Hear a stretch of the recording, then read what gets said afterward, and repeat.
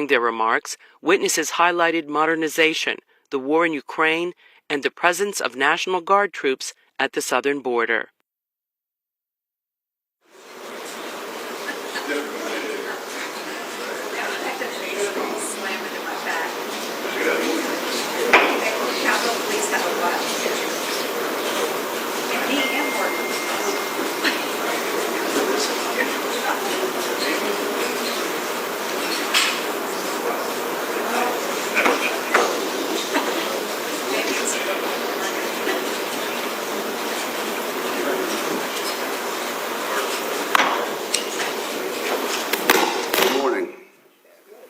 Good morning. The Senate Armed Services Committee meets today to receive testimony on the posture of the United States Army. I want to thank our witnesses, Secretary of the Army Dan Driscoll, and the Chief of Staff of the Army, Randy George, for being here.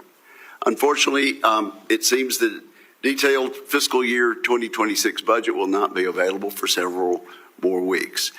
Nonetheless, we'll benefit from speaking to both Secretary Driscoll and General George. In the past month, we've been speaking publicly about the Army Transformation Initiative, or ATI.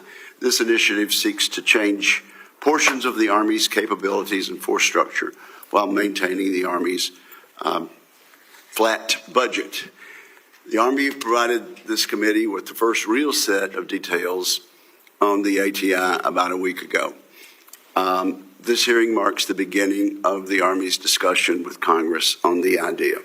We are ready to work with you, gentlemen. In fact, we must work together rapidly to fix fundamental problems with the Army.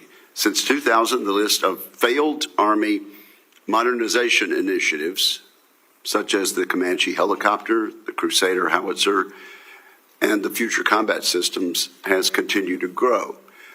Between 2002 and 2012, the Army spent $50 billion on programs it eventually canceled.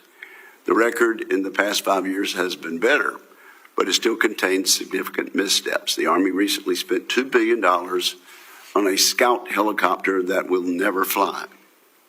Other cancellations of programs have followed, including the Strategic Long Range Cannon Program, the Extended Range Cannon Artillery Programs, and the M10 Booker Armored Infantry Support Vehicle, as well as the Humvee. Fundamentally, the Army needs to decide how to adapt to the changing character of warfare and meet priority missions, particularly against China and Russia. Mr. Secretary, many ideas you propose in your transformation initiative and your budget will meet that mark. I think you'll find widespread support for increasing investments in long-range fires and air and missile defense, as you proposed. I would note, however, the lack of logistics investment in your plan, given the Army's central role in logistics in the Pacific. So perhaps we'll talk about that. Mr. Secretary, I think you'll find Congress a very willing partner when presented with convincing analysis that justifies investment changes. In particular, those changes should help American soldiers deter war and, if necessary, win in a convincing fashion. Where we do disagree, it will likely be in effects on the industrial base. Our defense industrial base is brittle. We cannot afford to let sites close, or we will lose the defense expertise of many skilled workers. We need investment strategies that recognize this. Our investment should provide stability and ensure the United States can maintain maximum competition. The Army cannot follow the divest to invest strategy that the Navy and Air Force have wanted to pursue. The United States faces too many threats today to leave gaps in capabilities. It will require tightly woven investment strategies among the Army, Congress, and industry to get this right. So we look forward to your testimony. With that, I turn to my friend, the ranking member of this committee. Well, thank you very much, Mr. Chairman, and Secretary Driscoll, General George, welcome to today's hearing. Thank you both for your service to the nation and the Army, and please convey the committee's appreciation for the men and women serving under your command. Let me first take a moment to recognize an historic milestone for the United States Army. This month marks the 250th anniversary of the founding of the Continental Army in 1775. Since then, millions of Americans have stepped forward to serve in the Army and protect their fellow citizens both on our own soil and abroad. For me personally, the opportunity to serve in the Army and to lead American soldiers was the privilege of my life. I'm proud to recognize this important moment in our nation's history. Today, the threats the Army faces would be inconceivable to its founding leaders. As we speak, China is working to challenge America's interest and leadership in the world. Vladimir Putin continues his vicious assault on Ukraine as a stepping stone in his imperial vision, and Iran seeks to exploit violence in the Middle East to expel the United States from the region. The United States Army, the most powerful ground force in the world, is fundamental to deterring and, if needed, confronting these threats. Secretary General George, last month you announced an ambitious plan called the Army Transformation Initiative. This initiative would, among other changes, reduce headquarters, consolidate commands, redirect funding, restructure infantry brigades, reduce procurement of ground vehicles and aviation systems. Now, I'm always open to considering new ways to improve efficiency and invest in the right technologies for the future. That has to be a constant imperative. However, I have questions about this initiative, including the analysis and rollout for the decision and the implementation plan. And gentlemen, I would ask that you discuss this plan in detail and explain your objectives to the committee. I would also note that it's difficult to fully discuss the Army's posture when we have yet to receive a budget request from the administration. This is quickly becoming the longest delayed budget submission in memory, and I urge the White House to deliver it quickly. To my understanding, in its fiscal year 2026 budget, the Department of Defense will request yet another flat budget for the Army. I'm concerned that we risk the Army's combat strength if we do not provide it with the resources it needs to continue full modernization. Secretary General George, I'm interested in hearing how the service is adjusting its operating concepts and force posture within these budget constraints. To that end, I'm very skeptical of the administration's deployment of more than 10,000 soldiers to the southern border, including elements of the 10th Mountain Division headquarters and a 4th Infantry Division Stryker Brigade, as well as the expansion of Army installations to create so-called national defense areas along the border.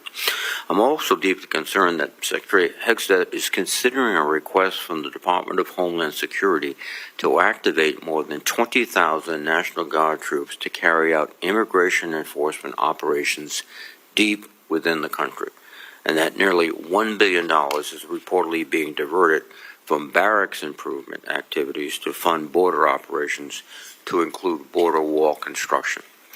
Let me be clear, border security is a priority, and I voted for bills to harden our borders, tougher laws, and reform, but immigration enforcement is a mission that must be carried out by the Department of Homeland Security, not the Department of Defense. In my personal engagements with commanders at all levels, many of them have made clear that these border missions are deepening problems they're having with their training time, resources, and readiness. I'm aware that at least one brigade's combat training center rotation has been canceled to support this mission, and others are at risk. Secretary Driscoll, I'd like to know how you plan to ensure our soldiers' time, training, and capabilities are not needlessly wasted as the Army works hard to meet its existing demands. Ultimately, the Army's success depends on its soldiers and civilians. Over the past 2 years, the Army has made significant progress in recruiting activities and has enjoyed success with programs like the Future Soldier Preparatory Course. However, I am concerned that the administration efforts to limit who serves and in what roles they may serve could have a chilling effect on recruiting and retention. There is room in the Army for all qualified volunteers. This includes at the United States Military Academy, where recent efforts to stifle education and narrow the student body represents an assault on merit and inclusion. Indeed, contrary to many of the administration's claims, I would argue that the current American soldiers and West Point cadets are some of the finest who have ever served, and I'm interested in your thoughts on this issue. Finally, I've recently visited a number of Army posts, including in Germany, Korea, Guam, and throughout the continental United States. I've been impressed by the work our soldiers and Army civilians are doing to not only train and equip warfighters, but also to incorporate lessons and knowledge from our foreign partners, including the tens of thousands of Ukrainians who have conducted training in Grafenwehr. As Ukraine's recent and indeed revolutionary drone operation deep within Russia demonstrates, the future of combat and UAS, warfare in particular, is evolving at a breathtaking speed. The Ukrainian drone operation should serve as a clarion call for every commander at every level about how they plan to protect their forces and installations at home and abroad at all times. I'd like to know what lessons and tactics the Army is learning from the conflicts in Europe and the Middle East and what resources are needed to implement them. Again, I thank the witnesses for their participation today, and I look forward to the testimonies. Thank you, Mr. Chairman. Thank you very much, Senator Reid. We'll proceed now with opening statements. Secretary Driscoll, you may go first. Chairman Wicker, Ranking Member Reid, distinguished members of this committee, it is a privilege to address you today. I want to express my sincere gratitude for your unwavering support of our soldiers and their families. I'd like to start off this hearing with some good news. Earlier this week, the United States Army met its fiscal year 2025 recruiting goals 4 months early, bringing in more than 61,000 new recruits. These men and women are stepping up during a time of global uncertainty and complex threats. And those threats are real. When I went through my confirmation hearings in this very room, I pledged to be the Soldiers' Secretary of the Army. That commitment has guided our approach every step of the way. The Army Transformation Initiative has been conceived with the soldier in mind, and your partnership is critical as General George and I begin implementing this transformation, which is now more urgent than ever. This week, we witnessed a stark illustration of modern warfare in Ukraine and Russia. Reports indicate a coordinated strike against Russia's strategic bomber force using a swarm of over 100 inexpensive drones. At a cost of a mere tens of thousands of dollars, Ukraine inflicted billions in damage, potentially setting back Russia's bomber capabilities for years. The world saw in real time how readily available technology can disrupt established power dynamics. Drones are but one example of a broader shift, and the Army needs to keep pace. In my first 3 months as Secretary, General George and I have immersed ourselves in understanding why the Army has been slow to innovate. Our soldiers are not the problem. I've met with them in the Middle East, Europe, along the southern border, and at installations across the United States. Their strength, dedication, and unwavering commitment to this nation are inspiring. We ask a great deal of them, and they consistently deliver.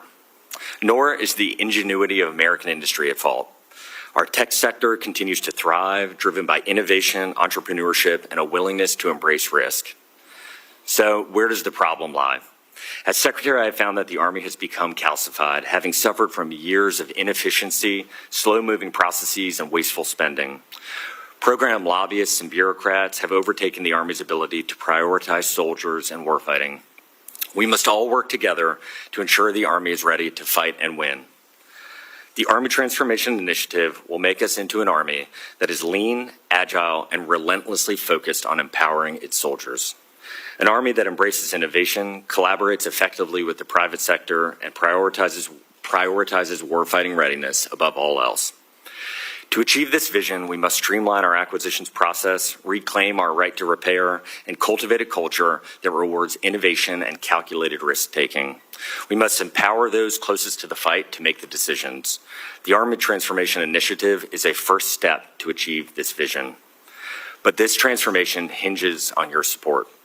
We are asking this committee to empower us to make these changes while providing your constitutionally mandated oversight. We are asking for the flexibility to make decisions that keep pace with the rapid advancements in technology and the evolving nature of warfare. We are asking for this committee to work with us to maximize the value of every dollar appropriated to best support our soldiers. I ask this because it is my duty, both as the Secretary of the Army and as an American citizen, to ensure that every dollar that the Army receives contributes to defending this great nation of ours. I know we are all committed to our soldiers, to their success, and to providing them with the overwhelming advantage that they deserve. Thank you, and I welcome your questions. Thank you very much, Secretary Driscoll. General George, you're recognized. Thank you, Chairman. Chairman Wicker, Ranking Member Reed, distinguished members of the committee, thank you for the opportunity to talk with you today and take your questions. I want to start off by saying that I'm extremely proud of our Army. I'm proud of our troops that are out in the Indo-Pacific, on the southern border, in the Middle East, in Europe, and everything our Army has done over the past year to respond to wildfires, floods, and a bridge collapse. We have formations all around the world conducting missions and exercises and innovating with our partners and allies. When not deployed, our units are conducting tough, realistic training at their home stations and our combat training centers. Our Army is a professional team that remains focused on its warfighting mission, and young Americans want to be a part of it. This is evidenced by our strong recruiting numbers this year, and I would also add very strong retention numbers. Just a couple of days ago, as the Secretary mentioned, we've met our recruiting mission for the year, and we still have our most productive months ahead of us. And while I'm proud of our Army, I also know we have work to do. We know the world is changing. Commercial technology is rapidly evolving, especially AI and autonomous systems, and this is impacting the character of war. We understand that we must transform to stay ahead of our adversaries, and we need to get better by 2026 and 2027, not by 2030. Over the last year, using existing FY24 funding, some of our units transformed in contact, which means they experimented with changing how we train, fight, man, and equip while they were deployed or in training environments. This was a great proof of concept. It confirmed that our formations are capable of rapidly improving their lethality. One transformation in contact brigade in Europe was 300% more effective in lethal targeting in training. Transformation in contact taught us some valuable lessons about what our Army should be buying and how we should be buying it, and we are just getting started. We're going to make these changes we can at our level so that we can continue to dominate the modern battlefield. For instance, canceling programs that are obsolete are not what our warfighters need. Developing and adapting war-winning capabilities and buying modular, open architecture designs that can be iteratively updated. Cutting and consolidating headquarters. For instance, we're going to reduce GO structure, cut 1,000 positions from our own staff here in DC, and add in modern business systems that will make us more effective. And finally, we will power down authorities and funding so that commanders in our fighting formations have what they need to make their teams and their communities successful. What I've learned from being in the seat is that our job as leaders is to do what we can with the budget that we have. I've been talking about the need for agile funding for UAS, counter-UAS, and EW. We need flexibility in those areas and many more. Technology is changing too rapidly. We've got to be able to buy capabilities rather than specific programs so that we can always get our warfighters the best available tech and equipment for the fight. And this is where we could use your help. We are quickly approaching our Army's 250th birthday. This will defend has been our motto for 250 years, and I'm looking forward to celebrating our long legacy of duty. More importantly, our soldiers are ready today to defend our country, and we will do our part to ensure they have what they need to be successful in that enduring mission.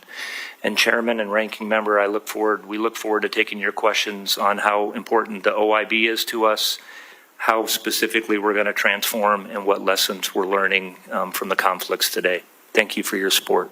Thank you, General, and thank you for mentioning the anniversary and birthday, which is quite significant for this nation and very personally significant to a number of members of this committee. So thank you very much.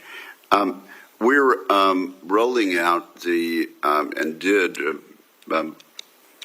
roll out some very specific information about the reconciliation bill in just the last day or two. This bill has been developed with hand and glove consultation with the administration and with our colleagues in the House of Representatives. It's one of the least controversial sections of the reconciliation bill. However, much of the funding in the Defense Reconciliation Bill, because the rules, has to be unspecific and will technically be at the discretion of the Department of Defense. though we'll write recommendations for them. So I need a quick yes or no from each of you, particularly based on the fact that this has been written in consultation and with changes made to accommodate the administration. Do you commit, Mr. Secretary, first, to follow Congress's spending recommendations in the Defense Reconciliation Bill unequivocally? Yes. General George. Yes, sir. Thank you. And that's been the answer to by all of our witnesses. The organic industrial base, ammunition plants, depots, arsenals remain vital to sustaining combat operations. We've read, Mr. Secretary, in your ATI memo about potential closure of Pine Bluff Arsenal, Bluegrass Army Depot, Red River Army Depot. In light of the fact that we're going to be so focused on reindustrialization, I would caution that we be very careful about that. Are you planning to propose closing these three facilities, Mr. Secretary? Chairman, we are creating a plan to look at what we can do with them, with shifting work from them as one of the options. I think General George and I stand hand in hand with you, acknowledging that our organic industrial base is not sufficient for the threats today or in the future. I think spending is constrained as it should be. We owe that to the American taxpayer. We are working on plans that could use those facilities for other purposes, but if the funding does not come and it has to come from the rest of the budget, I think our current belief is that those dollars at our current budgeted level would be best suited somewhere else. Well, I hope we'll continue to have a meaningful dialogue there. As the body that's constitutionally charged with the power of the purse, and it may be that our need for reindustrialization will tie in quite well with actually continuing to utilize these. Now, you mentioned drones, and we sure have learned a lot in the last 5 or 6 days about small, inexpensive drones. I don't know if most people realize that our drone manufacturers create drones that cost 10 times as much as Chinese drones. DoD is spending less than $100 million per year on small drones. It seems to me this makes it difficult for our industrial base to achieve economies of scale and buying the equipment to produce at a more reasonable price. Do you agree with me on that? And do you agree that we very much need to address this issue, Mr. Secretary? And then I'll ask General George to comment also. I think, Chairman, if it was only if we were only 10x more expensive, I would say that would be better than the actual reality, which I think we are sometimes 50 times to 100 times more expensive. We are so expensive that it just makes the cost curve absolutely impossible for us. And so I wholeheartedly agree that we as a nation have got to set a moonshot to figure out both how do we defend against these low-cost drones, and then how do we create enough to scale against Russia. It's estimated maybe creating 4 to 6 million this year. I mean, and China even more. I think the last number I saw is they might be doing 50 million across their entire country. We are currently not ready for it, but we need to work with you to get to speed up the current tests that we are doing. General George, I assume that you and the Secretary are of one mind on this issue. We certainly are, Chairman. I would, there's two aspects of this. To your previous comment on the, industrial base, I think that's something, again, you look at like DJI is producing 15 million drones. One of the challenges for us, like brushless motors, controllers, things like that I think that this is where we need to move to in our own industrial base and be able to do that. It could help commercial industry here stateside as well. So that's one aspect. The other thing, millions of people are listening to you on television. Tell them what DJI is. It's a PRC company that makes drones, 15 million drones. And again, we need the parts, and we could produce that here. And the second thing that I would add, Chairman, is that I think this is why it's important that we have that we buy in portfolios, the brigade capability portfolios. A program of record is, that we wouldn't buy the same drone was one that we've canceled, 25-year-old drones. We know that those are updating. And so we could, I think, in UAS, counter-UAS and EW, we need to have the flexibility. We can come over here. We certainly want the oversight and explain what systems we're buying. But this is an area that is rapidly transforming and adapting, and we need to be able to maintain pace with that and have the flexibility to do it. Thank you, sir. Senator Reid. Thank you very much, Mr. Chairman. Let me begin with a tragic incident that happened on January 29th of this year. 67 people were lost when a U.S. Army Black Hawk helicopter collided with a PSA airline flight 5342. Obviously, it was a tragic moment. In the intervening weeks and months, as investigations are ongoing, family members have expressed to me significant concerns by the lack of transparency and direct communication with the Army, specifically Army senior leaders. And Secretary Driscoll, does the Army commit to establish a direct communication with these families? I think it's fair and necessary. Senator, the incident on that day is a tragedy. Our hearts go out to the victims and their families. The Army is doing everything we can to learn from the incident to ensure that it never occurs again. There is obviously an investigation and lawsuits ongoing, and the best advice we've received from counsel to date is to let those play out. And so that's our current position, Senator.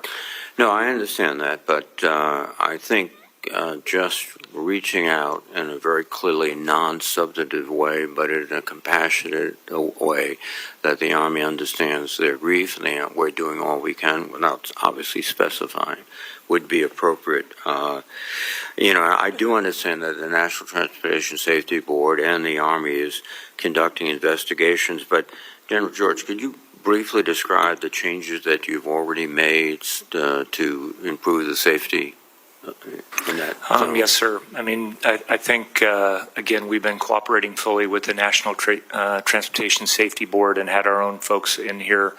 The biggest thing is that flight routes have completely changed, and that was the decision that was made, that the route that was, I believe it's Route 4 that's past there, that is closed off. Immediately we made adjustments, and I will, with people that are coming in right now, there's very, very few flights that come in and out of the Pentagon. I would tell you that, we do, and you're aware of the mission. We still have a mission to do. So, our formations need to continue to make sure that they're doing that. Right. But also that, the changes that we've done with making sure that ADSB and that there's constant communication. So again, we're working very closely with the FAA, both locally and then nationally, to make sure that that we learn from this. And learning means changing, and that's what we're doing. No, I appreciate that. But again, I think on a human level, some contact with the families would be more than appropriate.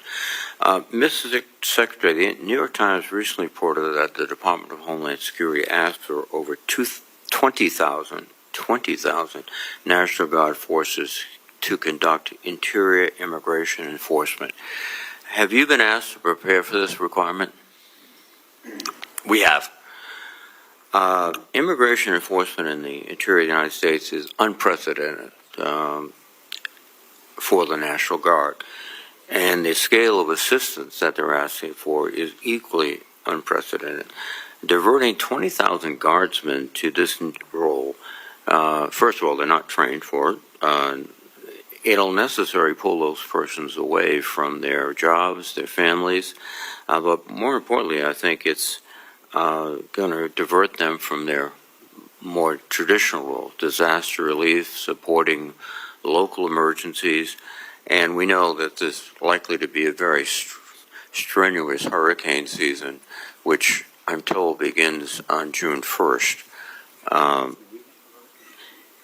From which states would the Army be pulling these troops? I'll jump in. I don't, we are working through this right now, and obviously we're get asked to provide soldiers, we're ready to do that. We are, I will tell you, sir, prepared to respond to emergencies. That we've, done that routinely. I mentioned that in my opening statement on what we're able to do across all the compos, and then with whatever missions that we're aligned to do, those, clerical or whatever, they would be aligned to whatever the soldiers are trained. Is this a mission that, in your experience, that National Guardsmen have been trained for, going and searching for illegal immigrants in major cities and across the country? Again, Senator, I think that, the missions would be aligned with what our soldiers are trained to do within the authorities that we would have under Title 10.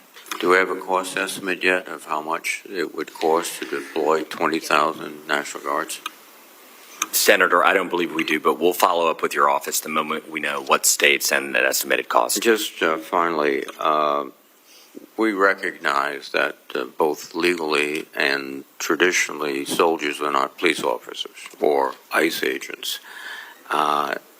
And much of what they do lies outside of this law enforcement environment. Just, are you concerned about the scene of U.S. Army, and people won't make distinction between National Guard and U.S. Army, driving in military vehicles and pulling people out of houses and putting them in the backs of trucks and driving them away? I don't think that's the image the Army has strove for 250 years to create. Senator, I don't, it's hard to answer that hypothetical because we have not heard of those details in the planning. And so it's hard to answer today. So if you were directed to begin to seize people, put them in trucks and drive them away, you would object because that is inconsistent with the Army of the United States? Again, Senator, it's hard to answer that hypothetical. We have no one has asked that question. Thank you, and thank you, Mr. Chairman, for the extra time. Thank you, Senator Reid. Senator Fisher. Thank you, Mr. Chairman. Secretary General, welcome. The Army was already undergoing significant changes prior to the April 30th letter from the Secretary of Defense. I understand that we've had some success in increasing experimentation and getting soldier feedback early in the acquisition process. This results in more intuitive capabilities, easier for soldiers to use. How does the Army Transformation Initiative build on the transformation in contact efforts so that technology can be delivered into the hands of the soldiers faster? Senator, Mr. Secretary. It is all built off transformation and contact, and all built in as many instances as humanly possible off what soldiers have actually told us. So if you look at what the most successful small, medium, and large businesses in America do, particularly if you looked at the venture capital backed ones, what they would have is this concept called minimum viable product, which is this idea that if you have an idea, get a prototype as quickly as possible and get it to your end user. And what we have tried to do, and what the Army has done really well, I think, or I hope, is to get things we are testing into the hands of our soldiers as fast as possible. General George and I were with an autonomous software company that designs essentially the software for autonomous vehicles about a month and a half, 2 months ago at this point, and we saw what they had. We asked if they had ever put in an Army vehicle. They said no. We got them a vehicle 5 days later. 10 days later, they sent us a video fully automating our Humvee and our ISV. We got it in the hands of soldiers all within 3 or 4 weeks, and we're currently learning from that. And so that to us is how we will actually quickly innovate and change our Army to face today's threats. Will you tie in the command and control to that as well? Are you working with any specific private industry to be able to do that? Yep. Senator, we're working with a bunch of companies that are doing that. Again, for all of this, I think what we're learning is we're going to have to pass data very rapidly. So, I think the network to us is foundational to everything we do. If you're going to sense, you have to decide, and whatever you're going to do to act, the network is central to that. I wanted to just add on the lessons. besides just the equipment, for us, the biggest change is actually having developers that are right there with our soldiers to see what works. We're seeing it, what the battery life in a cold environment versus the humidity that's, out there right now in the Pacific. So we're seeing those. We're changing how we're organized. We know you can be seen anywhere on this planet. How we're going to reorganize our formations, we're learning that. And how do we better train our soldiers to operate in EW environments? How do we better train FPV operators? All of that. And again, we have to constantly, we're in the continuous transformation mode. Okay, thank you. We saw a long-range hypersonic weapons test in June and December of last year, and I was encouraged by the success of those tests. Do you still anticipate, Mr. Secretary and General, fielding that capability by the end of fiscal year 25? We do, and one of the things we're also excited about is we're testing a new version of it that is 1/10 the cost, and we think has even better attributes. And so it would be early to know whether it will work, but we're optimistic. In your written testimony, you highlight that the Army's mid-range capability system, it's been deployed in the Philippines since April, I think, of last year. Can you provide us with an update on that program and when you expect additional batteries to be fielded?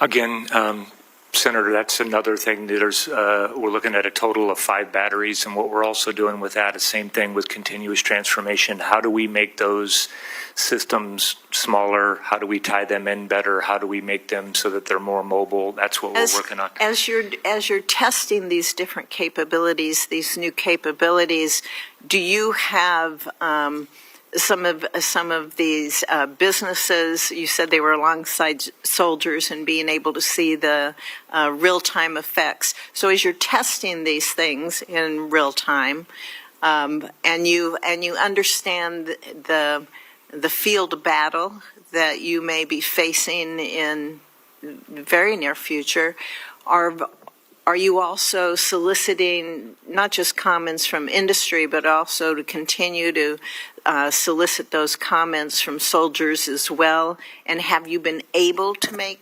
changes in any of these capabilities that you're currently testing? Yeah, we both wanted to push the trigger on that one.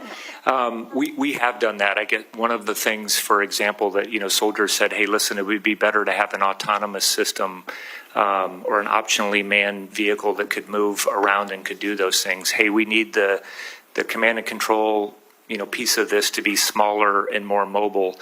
And so we're making those changes, and we've had companies that have actually gone out, and this is about leveraging commercial industry to do this, that have made those vehicles and then brought them out to our formations, and we're testing them. And again, getting them to our soldiers is the most important thing we can do. Great, thank you. The chairman's going to gavel you out, Mr. Secretary. Thank you very much. Of course, witnesses can supplement their answers. Senator Shaheen.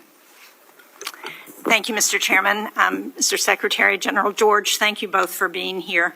I want to follow up on Senator Reid's question about the role of the National Guard in dealing with illegal immigrants. And I'm looking at a memo here from the Executive Secretary at the Department of Defense from the Department of Homeland Security. And one of the things they say in this memo is that they're asking the National Guard to up to 3,500 personnel to support field investigative units for high-priority fugitive cases, joint task force operations for absconder fugitive tracking, surveillance and canvassing missions, data analysis and call center support, and night operations and rural interdiction. That doesn't sound hypothetical to me, Mr. Secretary. That sounds like that is a direct request that has already been made to the Department of Defense, and I assume you might have seen it from the Department of Homeland Security to engage in those operations. It also says that the Army is not going to be, or the Department of Defense is not going to be reimbursed for those operations. So do you know who's going to pay for those and what account from the Department of Defense that those operations would come from? Senator, I don't know what account sitting here right now, but we can follow up with your office.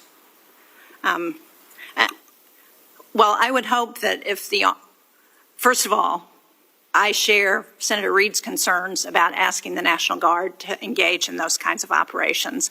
As a former governor, I can tell you that I didn't want our National Guard going off to do something when we needed them at home in New Hampshire. But I would also be very concerned about who's paying for those, and the Department of Homeland Security, if they're going to engage in these operations, then they ought to be footing the bill, not asking the Department of Defense and the Army or anybody else in the National Guard to do that. So let me just register my grave concern, Mr. Chairman, about that. I want to go on to another topic at this point, and that is a lot of the discussion so far has been about the changing role of conflict and war. And one of the places where I think we're seeing those operations very dramatically is in the information warfare systems arena. And so I'm concerned about the Army's decision last year to reduce nearly 3,000 Special Operation Forces personnel. Most of those were from Military Information Support Operations, MISO, and this comes at a time when we're looking at expanded operations on the part of Russia, on the part of China, our adversaries. I sit on the Foreign Relations Committee. We had a hearing earlier this year that pointed out that China is spending over $1 billion a year on disinformation operations around the world. And so it feels to me like we're unilaterally disarming in this arena at a time when we should be engaging and thinking about how to do that. So I wonder, General George, from an operational perspective, does SOCOM have the ability to replace those positions, and how are you thinking about information warfare? First, on the information warfare, Senator, I completely agree with you. I mean, that is something, and I think rather than what we've been talking about looking at specific formations, we're also looking, we have a bunch of specialties that we have had around for 20 or 30 years.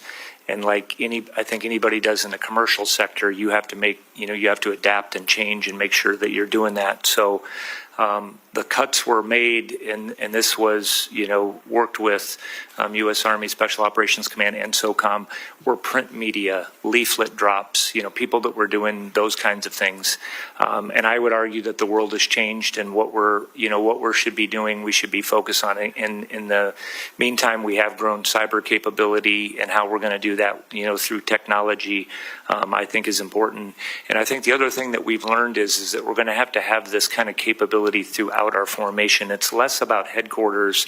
It's about having capabilities at echelon throughout all of our formations. We're all living, you're not going to give just a certain people a capability, because we're all going to have to operate on this very complex battlefield, and that's what we're looking at. So we just had a discussion about this. I'd love to come over and talk to you about this more in detail on what we're looking at and how we're going to embed this across our formation. I would very much enjoy seeing a plan for how that's going to be done, because I think that's one of the most serious disadvantages we have right now. Thank you, Mr. Chairman. Thank you very, very much. Senator Cotton. Gentlemen, welcome. I was at Fort Myer yesterday as the Old Guard recognized several persons as honorary members of the regiment for their critical work in getting the Caisson platoon back up to limited operations, and also for their work at the Carter State Funeral, where the Caisson platoon and its horses and horsemen so well represented the Army and the nation. And I want to thank you both for your work on getting the Caisson platoon back in operation and on the path towards full operation very soon. Secretary Driscoll, I want to turn to the munitions crisis that our nation faces. President Trump recently said we need to take a long, hard look at defense procurement and our defense industrial base, because it's been withering down to nothing. Given all the money we spend on the Pentagon, it's unacceptable that we would ever run out of ammunition or be unable to quickly produce the weapons we need. You also acknowledged our munitions crisis at your confirmation hearing. You said one of the greatest problems facing our time is getting our munitions and getting our magazines back up to where they need to be. I assume 3 months on to the job, you still believe that addressing the nation's munitions crisis is vital if we are to deter and, if necessary, fight and win a war against China? Absolutely, Senator, and I would even update and say it is, after 100 days of seeing it, it is worse than I thought at my confirmation hearing. Thank you. So do I, and most members of the committee. That's one reason why I was pleased to see that the Army Transformation Initiative focuses on arsenals, ammunition plants, and depots, your organic industrial base. Secretary Hegseth's memo about the initiative directs the Army to modernize the organic industrial base to generate the ammunition stockpiles necessary to sustain national defense during wartime by implementing 21st century production capabilities. Given this and your earlier remarks, Senator Wicker, I think it's safe to say that we share the Secretary's belief that the organic industrial base is a crucial element of our broader defense industrial base. You agree? Unequivocally. Thank you. And we're not the only ones either. There's other members of this committee like Senator Mullen and Senator Ernst and Senator Rosen who have long pushed the Army to strengthen its organic industrial base. That includes updating and expanding operations at facilities like Pine Bluff Arsenal in my state, McAllister Army Ammunition Plant in Oklahoma, Hawthorne Army Depot in Nevada. All these facilities, like all of them across the organic industrial base, are underused, and we have thought for some time the Army should be expanding them to meet urgent national security needs. And while I agree with you that the commercial industry will play an important role in solving the crisis, I think we all know that industry alone can't do it all. First, I'm doubtful that private businesses are going to take up work like smoke grenades or other niche capabilities required by the military. For instance, I'm skeptical that it's profitable for a business to stand up new production of white phosphorus ammunition, which is only produced in Pine Bluff, when the customer base is limited to the U.S. military and the cost of production are so high. Just some rough back-of-the-envelope calculations I've made suggest it would cost around $500 million to replicate that capacity. And second, I think we've also learned pretty definitively over the last 3 years of the Ukraine war that our commercial industrial base, while vital, simply doesn't have the capacity to produce all the munitions that our nation needs and that our allies need, much less what we would need in a major conflict. So I think expanding munitions production, especially for necessary materials like nitrocellulose and RDX that are currently choke points in the munitions supply chain, will require us to leverage the inherent advantages of the facilities that you own, that the Army owns, those organic industrial-based facilities like Pine Bluff Arsenal. All these places have highly trained workforces. They've already gone through onerous environmental permitting. They can handle munitions. They have the infrastructure that would only be replicated at a very high cost over many periods of years. Standing up munitions factories from scratch would cost millions and millions of dollars, while expanding operations at these existing facilities that we already own is much less costly and more efficient. And given that, can you commit to all of us, as the chairman suggested, that we work together to create a plan to expand and modernize the Army's organic base, including facilities like Pine Bluff Arsenal? Senator, we absolutely want to work with this committee, and this is not intended to be a cop-out answer. As we look at our budget, one of the fundamental problems that we have is our military construction costs, and I'll do a parallel and then bring it right back, are 68.5% more expensive than if we just built something right on the other side of our fence line. And a lot of that is statutorily driven. There are some inefficiencies from government doing it, but generally speaking, there are so many constraints on us that when we try to work within our budget to expand our munitions supplies and we look at the math oftentimes says we're too expensive for ourselves. And so in the limited resource world that we live in, when we try to do these trade-offs, it's hard to justify.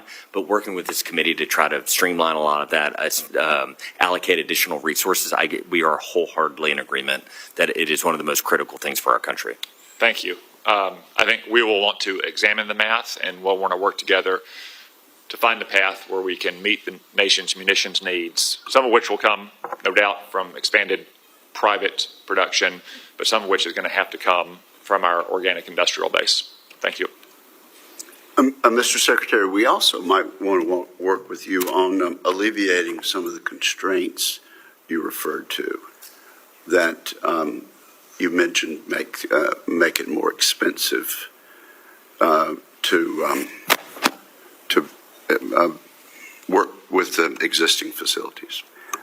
Thank you very much. Senator Hirono. Thank you both for being here. I would like to join Senators Reid and Shaheen for once again raising our concerns about the deployment of 10,000 soldiers to the southern border and the use of 20,000 National Guardsmen to engage in immigration enforcement. We've raised these concerns, as I said before, about using soldiers to do things that are not in the mission of the DOD. These are raised at your nomination hearings, Mr. Secretary. Can you commit to not supporting our request to use National Guard's people for core law enforcement functions such as arrests and detentions? Senator, I can commit to not using our National Guard for any unlawful use. And just to reiterate, I have not heard of one single request that makes me believe any current plan is something that they are not legally able to do. So that's the operative word, the conditioning word, that you would not do anything that would be unlawful. And if the president says this is what he wants, in his view, whatever he does is lawful. So this is a legitimate concern that we have because the president has his priorities, and those priorities are to round up a lot of people, in many instances, I would say, illegally raising those kinds of questions. So it is a legitimate question for you, Mr. Secretary, that you commit to not allowing the use of National Guards for law enforcement purposes. So I put that question to you out there. Secretary, it is very appropriate that the Indo-Pacific AOR is a focus of our national security.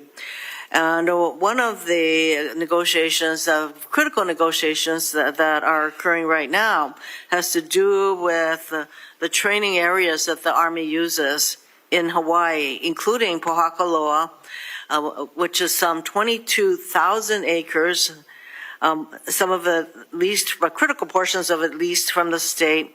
And these lease negotiations have got to be completed successfully.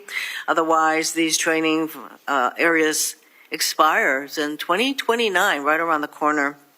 And these lands are crucial to maintaining military readiness in the Indo-Pacific, but also hold cultural significance for the Native Hawaiian community, a very important community. Will you commit to working closely in good faith with state officials, the community, and the Hawaii congressional delegation on this critical negotiation matter? Absolutely, Senator. And just on behalf of the Army, the Hawaiian community, we speak to soldiers who had just redeployed from that area, and they always say how well they're treated and how well they're cared for. And so we are grateful for them taking care of our soldiers. These negotiations are so critical that you know that there is a special person who's been appointed to facilitate these negotiations.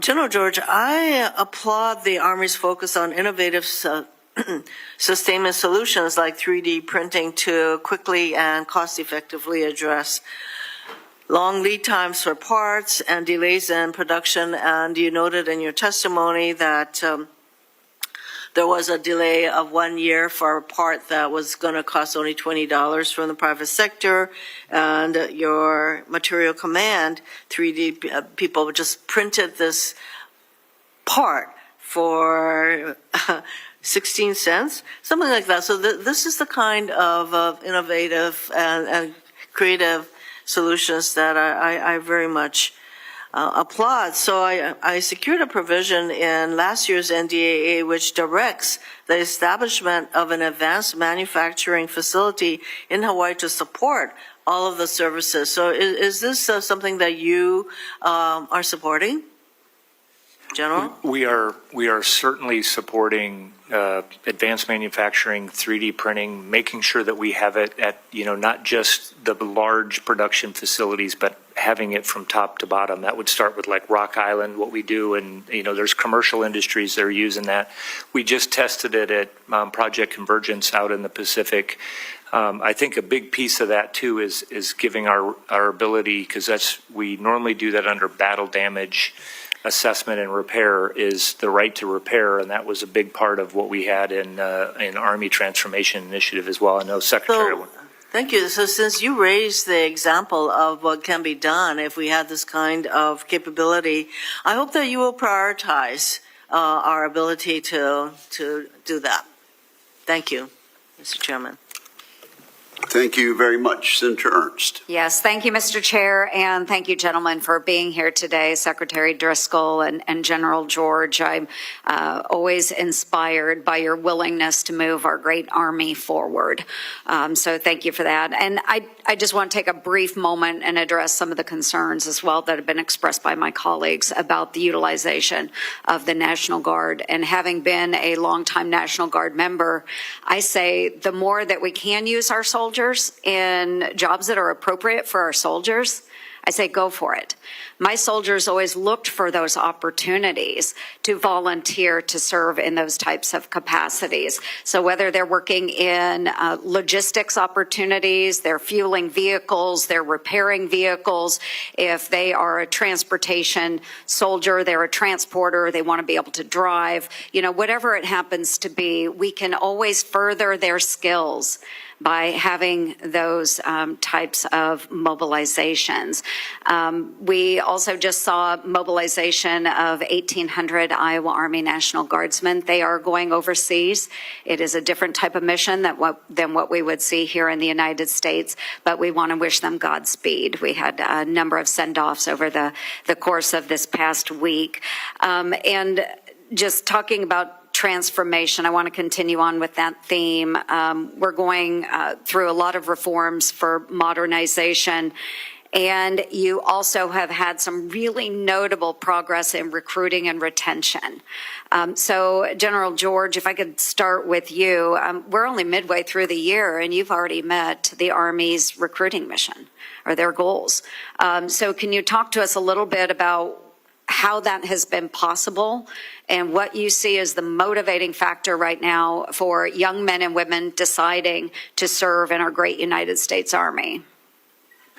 I think I would love to give my Ranger buddy here an opportunity to jump in on that one too. I think it starts with leadership. It has been picking the right recruiters. Our recruiters are doing great. We're trying to give them also the right technology.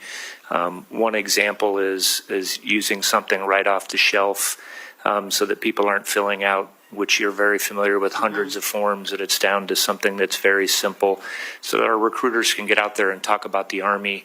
In the end, I think they want to join, the people that are out there, and we need to make sure that we continue to do that. They want to join a team that has a great mission and a great purpose, and, I think it's a great start for their life, and I think that that's the biggest thing, and we need to continue to get after that. Agreed. Thank you. Secretary. Senator, I was going to say one of the ways we look at retention and recruiting is as a trailing and a leading indicator of the health of the Army. And so on the leading indicator side, do young people want to come join an organization that is returning to its lethality roots? It's pushing for excellence. Do they want that? And very excitingly, 8 months into our 12-month goal, we hit the annual goal. On the retention side, those are the soldiers that are every single day seeing, is their leadership, are their senators, is the bureaucracy delivering to them what they need to stay in? And even more exciting to us is we hit that 12-month goal 6 months into the year. And so we think of these as very good indicators that the Army's in a healthy spot with our humans. It's really, really astounding. And I appreciate the remarkable work that you both have done. Now, I did introduce the SERVE Act, and that will improve the connection between service opportunities and local communities. And I'm really, really excited about the opportunity to get that passed this year.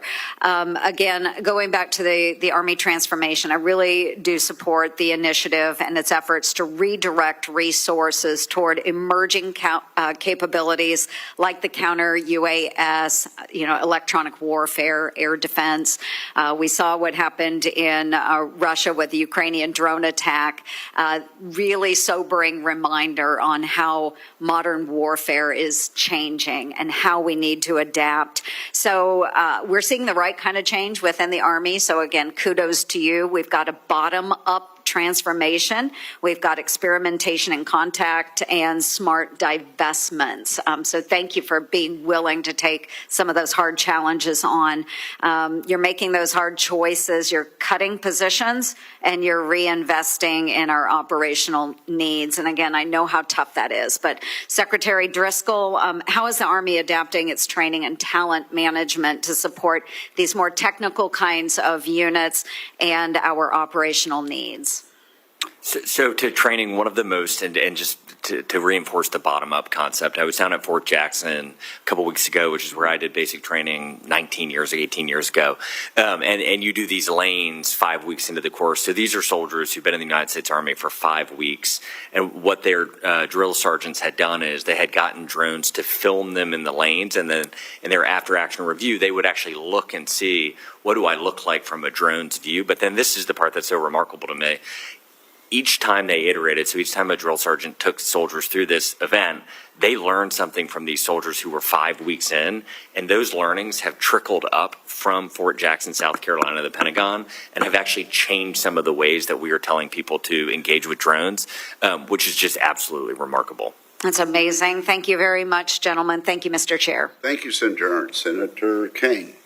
Thank you, Mr. Chair, and thanks to our witnesses for your service. Happy birthday to the Army family. I look forward to celebrating at Fort Gregg Adams a week from tomorrow in the Petersburg area near where I live. I'm looking forward to that. Secretary Driscoll, you were here for your confirmation hearing on January 30, and I was not in a good mood that day, and it didn't have anything to do with you. The night before, I had been alerted about the crash at Reagan National, 67 lives lost earlier that morning. I had gone out to the scene to interact with the Secretary of Transportation and airport officials. We know a lot more today than we knew then. The NTSB did an interim report that they released in March, and they frankly pointed out a lot of flaws. There were flaws on the Army side in terms of some of the broadcasting equipment on the Black Hawk not being turned on during that flight, and problems with some of the routes, particularly in the congested airspace. There were serious problems on the air traffic control side. There was a real shortage of folks in the tower that day. Normally there would be one person handling the incoming jets and somebody else dealing with the helos. One person was doing both of those jobs when that crash occurred. Major problems with the FAA. In the decade before this crash, there had been hundreds of near misses between helos and passenger jets logged into the FAA, but the FAA had apparently done nothing with that information to try to solve or prevent an accident of the kind that occurred. And we got to be honest, Congress has not helped this situation either.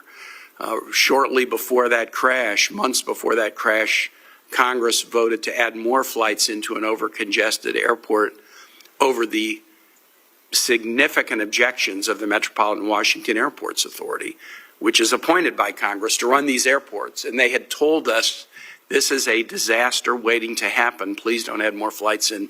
Congress chose to do so anyway. And it's my hope that we will have learned the lesson and not repeat that. The interim report in March of the NTSB is going to be followed up by a final report, or at least a more comprehensive report, we think, at the end of the month of July. But I just want to reflect back on you. The 67 families, the memory of the 67 and their families, they're looking for answers.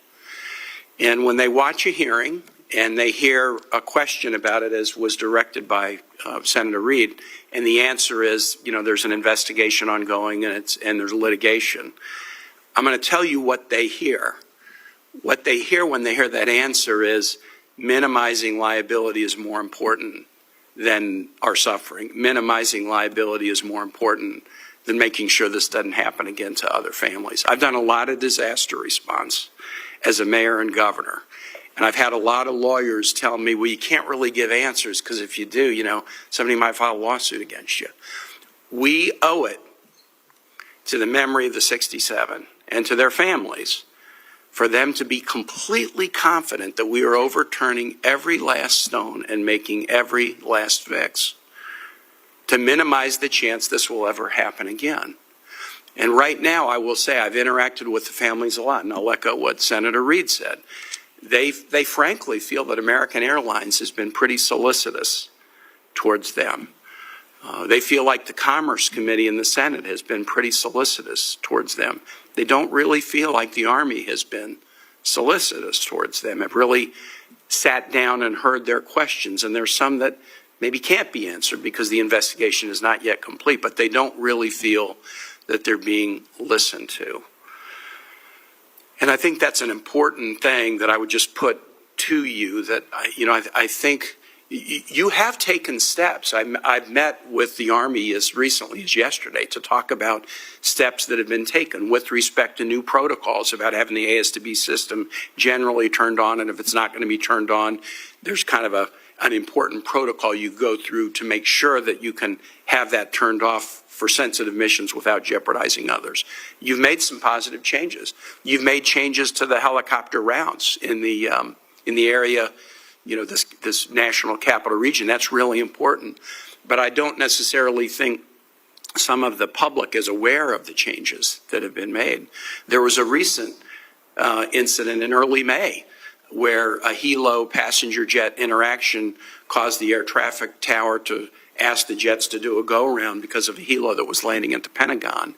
That's not necessarily a bad thing. That was out of an abundance of caution, but when things like that get reported in the paper, and I frankly think there was some of the reporting was a little bit inaccurate, when they get reported in the paper, it's not to our benefit. So what I would encourage you to do, share to the greatest degree possible with the families and with the public what the Army has already done, because I think you've taken some positive steps. And then just try to maintain as close a dialogue as you can, not only with the families of the 3 Army aviators who died, but with the families of the 64 who lost lives on the passenger jet that day. Thank you. I yield back. Thank you, Senator Kane. Senator Budd. Thank you, Mr. Chairman, and thank you both for being here today. Secretary Driscoll, it's great to see you again. Thanks for being in North Carolina in a very patriotic event with your family and supporting the Army in North Carolina. So I want to bring up something that you said yesterday during the testimony with the House Armed Services Committee. And then I've heard it referenced a little bit this morning in your opening comments and in your response to Senator Ernst's question. You mentioned about learning from overflights with drones and the training at Fort Jackson. I think that's excellent. So thank you for sharing that. We've all seen the stories coming out from Russia, how the Ukrainians have yet again showed boldness and initiative in Operation Spiderweb. And we applaud them, but it makes me think, how do we make sure that we don't become the victims in a similar situation against us? And how do we make sure that we're defending ourselves against potential enemy drone attacks? We've talked about offensive operations, but less about troop protection. So if you would talk about the Army keeping pace in drone and counter-drone technology, and how do we make sure that we protect our troops at home and abroad from these threats? Thanks for the question, Senator Budd. And just to close out with Senator Kane, I will reflect on your remarks. If any of the families are listening, we are absolutely devastated by that outcome. If anything we are saying sounds like callous legalese, it's not intended to be. So thank you for sharing that, and I commit to reflecting and following up. Senator Budd, air and missile defense is, when we see our air defenders, and we saw them in the Middle East, we say with a very straight face that they are the new tip of the spear. The way that warfare is changing, and what we saw with Operation Spider's Web in Russia, and the sheer volume of damage, I think our estimate is for sub $20,000 in cost, they took out up to, call it, 10-ish billion in assets, and we would face that same problem. Is one of the challenges of our lifetime as an Army to figure this out. We are testing all sorts of different solutions, from the smallest being just shooting a 50 caliber round, the highest being we have ground-based interceptors that are based in Alaska and are a lot more expensive. We have things in the middle like directed energy, which require kind of different power grids and different ways of thinking about delivering and storing power. We're doing all sorts of experiments with our soldiers. We were just with a company yesterday who is part of Operation Spider's Web in Ukraine, and hearing about how they participated in it. And we said immediately, like, we've got to figure out how to get this technology into our soldiers' hands this summer so that we can start to learn, because it was obviously so effective there. And so I guess in summary, what we're trying to do is test as many things as we possibly can, and then work with this committee once we find the ones that are working to scale them as quickly as possible. Thank you for that. General George, it was reported last year that the Army intended to raise a fifth multi-domain task force, and that it would be stationed in Fort Bragg, North Carolina, with the plan to be fully operational by fiscal year 2028. So the question is that still on track? And in a broader sense, how will the Army Transformation Initiative affect that force structure of the MDTF units? Yeah, I would tell you, Senator, that those plans are still on track. These are capabilities that we know we're going to need. Now, I mean, all of the things for multi-domain effects that we're going to have to do to include the counter-UAS that you were just talking about. So that's definitely a capability that we're going to need and continue to grow. So I want to, continuing, General George, I want to applaud the Army's investment in its next generation C2 or command and control program, which will take advantage of software solutions to give real-time data to commanders so they can make decisions better and faster than our adversaries. So what's the status of next gen C2 and where has it succeeded and where can it improve? I think if you were going to ask the Secretary or I, we're very encouraged by what we're doing. I think we know that we have to change how we pass data, move data, based on how you can be seen anywhere on this planet. We just saw out in when we were out in at the National Training Center, the concept, it works, and so we're now looking to scale it. We will have a division that's doing it this summer. We just want to go faster. I mean, and that's our press. We just did a warfighter over in Europe, and I know General Donahue. We just were up on the net with his team. This is transforming the network from theater all the way down to the tactical level, and we have to do as much as we can to go faster. Thank you. Thank you. Thank you, Senator Budd. Senator King. Thank you, Mr. Chairman. Very straightforward question. We've got this big parade coming up in a little over a week. What's the budget? 25 to 40 million. That's a pretty rough estimate for something that's going to happen in less than 10 days. That's as close as you can give us here today? We have a bucket set aside, Senator, for any contingencies or damage that we cause. We are aspiring to zero, but we have already budgeted in case we have to reimburse anyone. So a minimum of 25 million and somewhere around 40 is the upward estimate? Yes, sir. Thank you.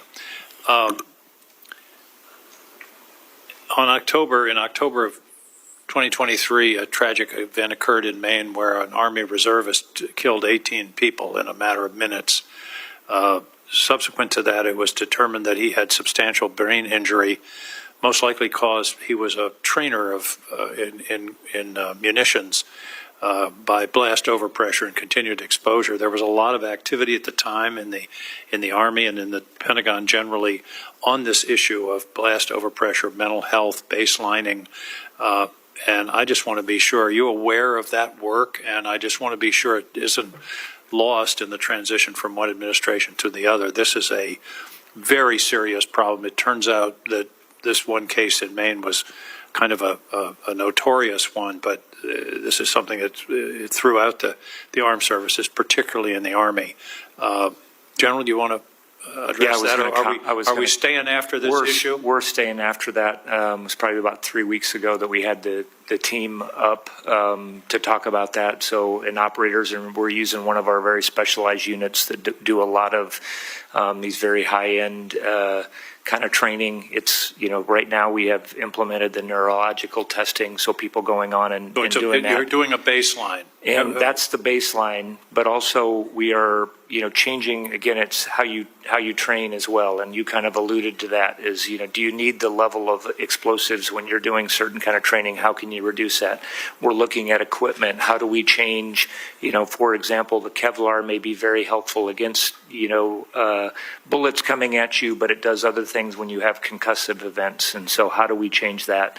So I probably once a quarter, I will have discussions on this, and these are ongoing with what we're doing. So we're continuing on that. Good. And Senator, I can just echo, this does come up often, and we are trying to look at our training where obviously we're choosing to expose soldiers to things and make sure that it is worth the risk. I appreciate that. And what I'm all the right work has been done at the fairly high level. I just want to be sure it gets down to the ground in terms of day-to-day activity, that it's not just reports in the Pentagon, but that it's direct changes in the way equipment and training and those things, because as I say, it turns out to be a widespread problem and something we need to address. I appreciate your updates.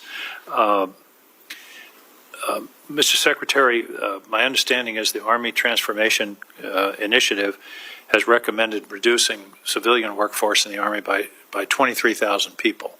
My question is, where did that number come from? I would jump in a little bit on this. So a lot of, Senator, what we had done, and again, this wasn't like, hey, we're going to reduce a specific number. I think you'll also notice in there that we're combining headquarters. We had examples where we had, two geo-led headquarters within a stone's throw of each other that kind of had overlapping missions. So what we are doing is looking at how we can, we're going to reduce our business systems. I think I mentioned that up front. We have a lot of old business systems and programs that we don't need, and that can be done with data. I have a smart board that's in my office where I can get most of this data. So that basically from top to bottom is what we're looking at. I do think that there are additional areas where we can, find more efficiencies. Our goal is to fill our formations. So you've examined the structure and come to that number. You didn't start with a percentage or a number to work toward? Correct, Senator. It was not driven not arbitrary, but it was not driven downward. It was where we thought there were redundancies, and then a lot of the cuts we reference in ATI are, to General George's point, the intent is when soldiers enlist, they don't want to sit in the Pentagon pushing paperwork. That headquarters function has grown and bloated, and it's our own fault. We are trying to push them back out. It strikes me as a large cut. And I think it has to be weighed. It's about 1% of the Army budget for those 23,000 people. Some of them had to be doing useful work. I just would be interested in following up to see where the cuts are actually happening and the analysis that led to that. Thank you very much, Mr. Chairman.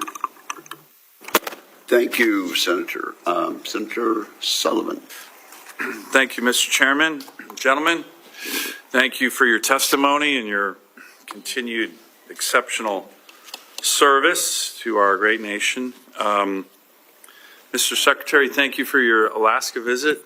You made your commitment to me clear, and you followed through on it very quickly in your tenure. I appreciate that. I was just back home for the last 10 days and hosted the chairman of the Joint Chiefs, General Kane, and we had a good opportunity to meet with the 11th Airborne soldiers, who are really impressive.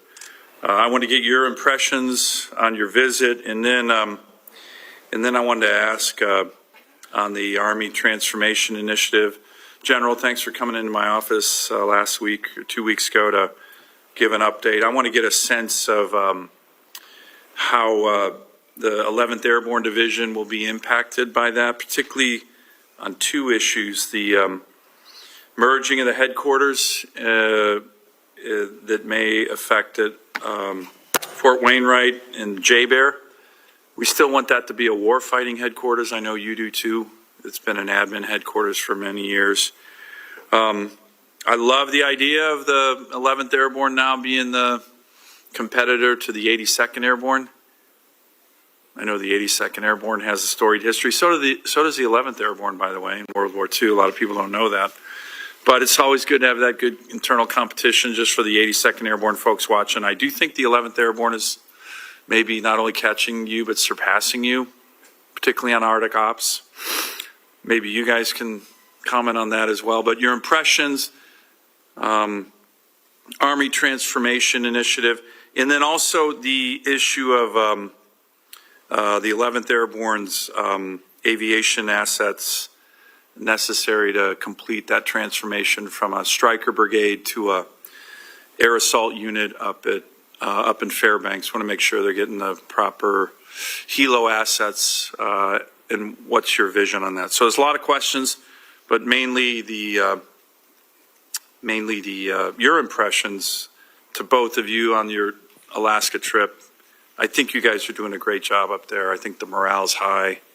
That's a unit that knows what it's all about now, which I think for a long time maybe it hadn't. And as you know, that purpose is important. As somebody who was stationed at Fort Drum, New York, with the 10th Mountain Division, I think. By the way, where there's no mountains. I think I mentioned this in my hearing that you get there and there are no mountains there. And contrasting that with Alaska and the training at Black Rapids, I mean, it is remarkable what soldiers are out there doing. I ended up doing an exercise with some of them, and it's hard and it's different, and it's just the way you have to think about moving soldiers up these mountains is, and a lot of the world is filled with this Arctic mountainous regions. And so the other part that kind of we blew my mind was we went to a testing facility where they were testing our equipment in these incredible freezers that would go -50, -60 degrees, and they would show you what happens to fluid and what happens to all of these different items that we, the United States Army, purchase that just the manufacturers either don't have the ability to do it or just don't take the time to do it. And there are all of these instances where we are buying $1 billion of something and finding out it can't operate in -20-degree temperature, which is cold, but it's not that cold. And so yeah, and you get that a lot up at Fort Wainwright. You get it a lot. And so the soldiers will take nearly every piece of equipment they get out on these very cold days on behalf of the United States Army so we can learn. And we have learned a lot, and it has changed how we procure things. We try to get it to them earlier in the process so they can tell us if it works in those conditions. So on the helo assets and the headquarters, in terms of Army transformation, I know, General, you mentioned to me you didn't think that was going to impact the ops and size of the units up at the 11th Airborne, but can you unpack a little bit of that right now? I would say one of the things that we're trying to do with the Army Transformation Initiative, and again, this gets to continuous transformation and make sure we're moving forward. I think that's actually a capability. You mentioned, having a division up there that needs to be a warfighting capability, that we need to add, certain lethal aspects to that division. And so, again, what we've got to do is I think other places, it's why we're trying to lead the way with what we're doing, reducing here and in other headquarters. This is exactly the kind of capability that we need to grow. And because of 11th Airborne, I think I've told you there, if you can operate when it's 40 and 50 below, those troopers prove that they can go anywhere. They're just physically tough folks that can do things, and we want to invest in that Arctic capability up in Alaska. By the way, that came up a lot in our discussions with General Kane. The ability, the discipline, the leadership needed to operate at 40 below zero. If you can operate in 40 below zero where it's hard to do anything, to your point, Mr. Secretary, you can operate anywhere in the world. You can operate in the jungle, you can operate in the desert, but you can't operate in 40 below zero unless you're trained, tough, and disciplined, and I think that's what those troops are becoming. So appreciate that. I'll have a few more questions for the record, but thanks for your leadership to both of you. Thank you very much. Senator Peters. Thank you, Mr. Chairman and gentlemen. Welcome to the committee, and thank you for your service. As we've discussed here in the committee, and three of us have had a chance to discuss in my office and other places, certainly the Army Transformation Initiative is going to refocus the Army towards future conflicts, and there's some real creative thinking, I believe, going into that, and I appreciate that. But as the Army begins this rapid modernization efforts, I'm hopeful we're going to continue to capitalize on my state, the state of Michigan's really unique commercial automotive expertise, including billions of dollars of research and development and advanced manufacturing talent that is located there. And at the same time, I think we also must ensure that ATI does not compromise readiness, innovation, and manufacturing. And I'm specifically concerned about potential impacts on some critical hubs like the Detroit Arsenal, as well as the Ground Vehicle Systems Center in Michigan. These sites, as I think both of you know, are central to the Army's modernization goals and the key for both shaping, for testing, and fielding the next generation capabilities. So my first question is for you, Secretary Driscoll. Do I have your commitment to work together to maintain both the Arsenal and GVSC's role in supporting the future for the Army's both wheeled as well as tracked vehicles? I would love to work with you, Senator, and The ISV, the infantry squad vehicle, it comes off of Chevy Colorado, so it's dual use. The GM Defense have been incredible partners. I saw them a couple weeks ago as we were visiting, and what they have been able to make for our soldiers. And their CEO actually goes out into the field with our soldiers to figure out how can it be better, and then they will iterate those changes within a couple of weeks. So I completely agree that what has occurred in the vehicle manufacturing in Michigan is incredibly valuable for soldiers. And my understanding, well, thank you for bringing that vehicle up. And General, you and I talked about that as well, but I'll ask you another question. But my understanding is when you leverage that commercial expertise, you mentioned the Silverado used for this particular vehicle, you can go from concept to prototype to low-rate production within 6 months. That doesn't happen very often in the procurement process. And that's my question for you, General George. Can you speak to how the Army is going to continue to leverage Michigan's automotive manufacturing and R&D efforts and kind of build on what Secretary Driscoll told us? Certainly, Senator. I think this gets back to what we're looking at for all across acquisitions. And we do have, Detroit Arsenal is important to us. But what's really important is our access to adopt and modify technology that's coming from the commercial sector. That's been, really important to us. And what GM and Ford and those companies spend on R&D and what they're doing with autonomous systems. In certain ways, what we're looking at is how do we restructure to make sure that we are taking advantage of that and not trying to build our own systems. We can't compete with what those two amazing companies can do up there. So what specifically do we need to do? And that's been our focus. And we've talked to a lot of the companies that are up there and will continue. So that will continue to be important to us. I think we need to adapt a little bit how we're doing that to take full advantage of what the commercial sector in Detroit offers us. Great. Well, thank you for both of you for that answer. General George, exercises like Northern Strike in northern Michigan strengthen our ability to work with our allies and deter potential conflicts. Northern Strike currently brings over 6,300 participants from across the U.S. as well as our international partners to Michigan's National All-Domain Warfighting Center. It's the largest training area east of the Mississippi. And both Admiral Paparo and the African Command Commander General Langley have praised Northern Strike for its strategic value as well as its importance to joint force readiness. So my question for you, sir, is do you support training exercises for increased interoperability with our partners, including multinational joint training exercises like Northern Strike? And will you also commit to working with me to expand both active and reserve components that will operate and train at Northern Strike?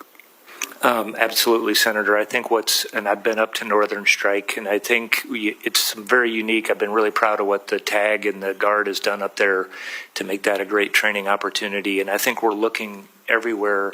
One of the things we need to do is expand our capability to do operate drones, operate in the electromagnetic environment, countering drones. So all of that, using those kind of spaces to do that will be critically important to us today and in the future. And Senator, I think my office is coordinating with yours, but I'm actually going up there this year, I think with you and your colleagues. So I look forward to seeing Northern Strike with you. Well, I appreciate that. I look forward to that, and you'll be impressed like the General has been, I'm sure. So we'll welcome you there. Thank you, Mr. Chairman. Thank you. Senator Tuberville. Oh, thank you. Good morning. Good morning, gentlemen. Congratulations on your recruiting. I know how hard that is in my former profession, getting the right people. General, are we keeping our qualifications, discipline, values, physical requirements when we recruit these people? I definitely think we are, Senator. And, one of the things that we have been having discussions is how we're raising our standards because of what what we're having coming in and doing that. So we've had fewer at the Future Soldier Prep course. We're going to keep that as an option.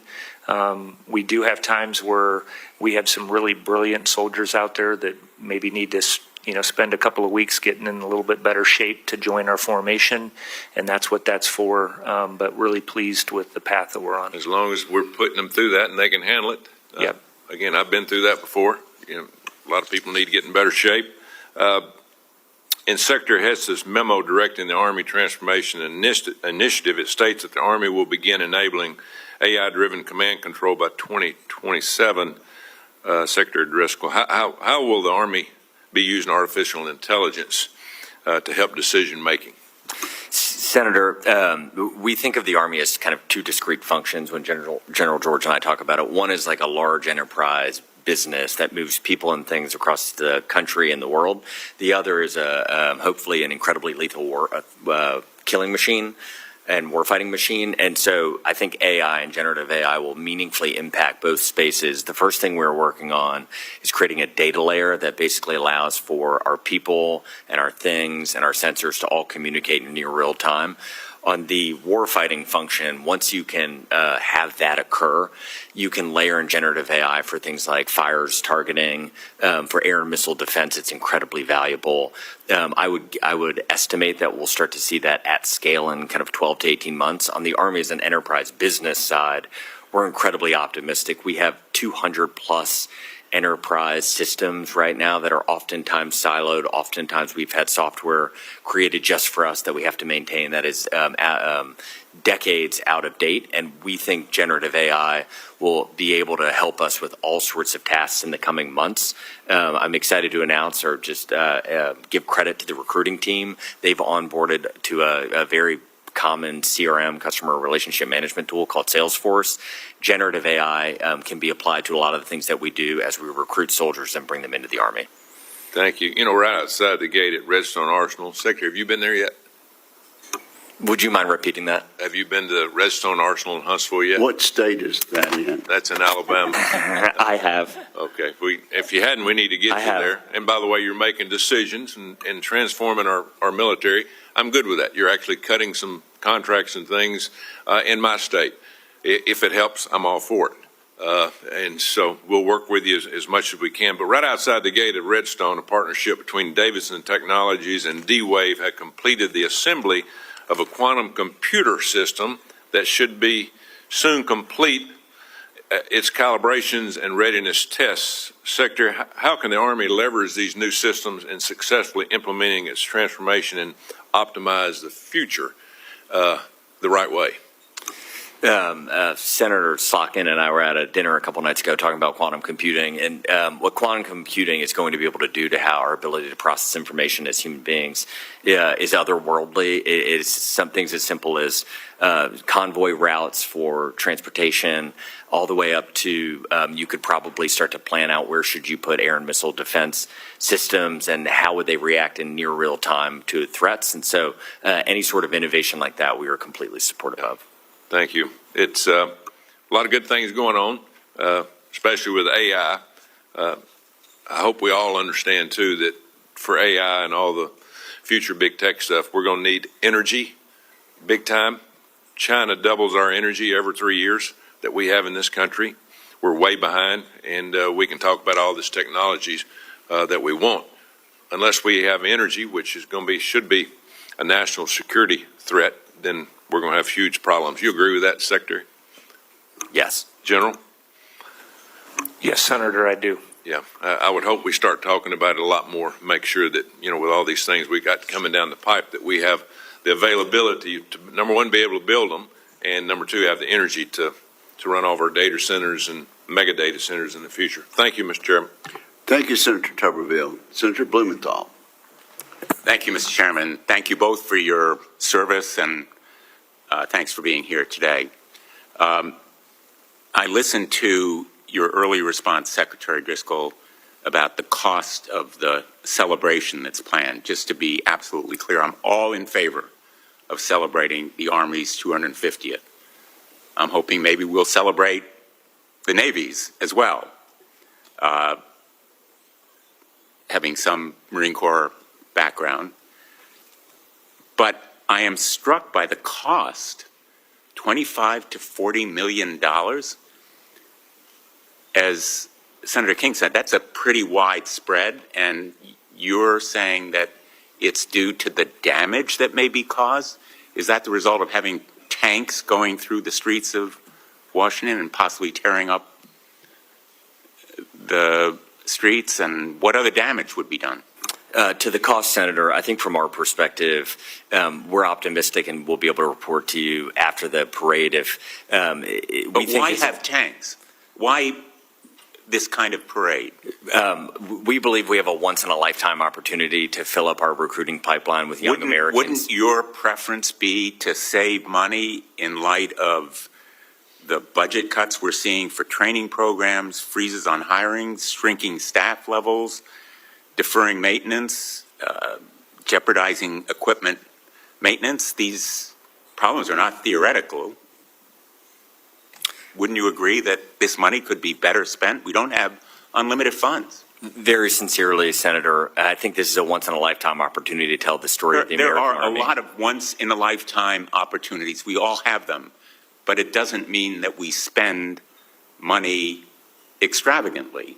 In fact, it would be an honor to the Army to, in fact, devote those resources to where they're really needed. And let me just cite to you the fact that the National Guard Bureau has yet to be reimbursed $38 million by the Department of Army for its essential work during the presidential inaugural mission. It isn't a minor oversight. This mission demanded the Guard's expertise in security and logistics and emergency response, and the National Guard needs that money. Why are you stiffing the National Guard and spending $25 to $40 million on a parade? I'm not aware of the $38 million that you're talking about, Senator. We just went down yesterday. That was one of the things that we're talking about. That, you know, we were talking about some of the things that we need to put out there that we've been working through. So I can follow up with you on that. Well, I hope that you will, because I have a lot of trouble justifying to veterans who've been fired from positions in the federal government that we're spending potentially $40 million on a parade when they have been fired because supposedly we have to eliminate waste, including veterans who were in the Department of Veterans Affairs. I don't know how you can justify that kind of expenditure. Let me ask you, drone warfare. Are you satisfied that we are doing enough to protect our bases in this country and elsewhere against the swarms of small, lightweight drones, such as Ukraine used in its Operation Spiderweb, and such as terrorists used in the Middle East against our base in Jordan? I've visited that area. I've heard personal descriptions from the troops there about what they fear in our inability to defend them against these types of small, lightweight drones. Are you satisfied we're doing enough both on the offense to develop our drone warfare and in terms of defending our cities as well as our bases? Senator, we are not doing enough. The current status quo is not sufficient. We are rapidly trying to iterate and prototype and work with companies who actually are deploying their technologies into Ukraine. I think this is probably an instance where the United States can be a fast follower. If we can ingest and suck out a lot of the lessons learned in the technology from Ukraine. I'm going to interrupt because my time is about to expire, and I know the chairman will interrupt me, but I have visited the Ukraine drone factories.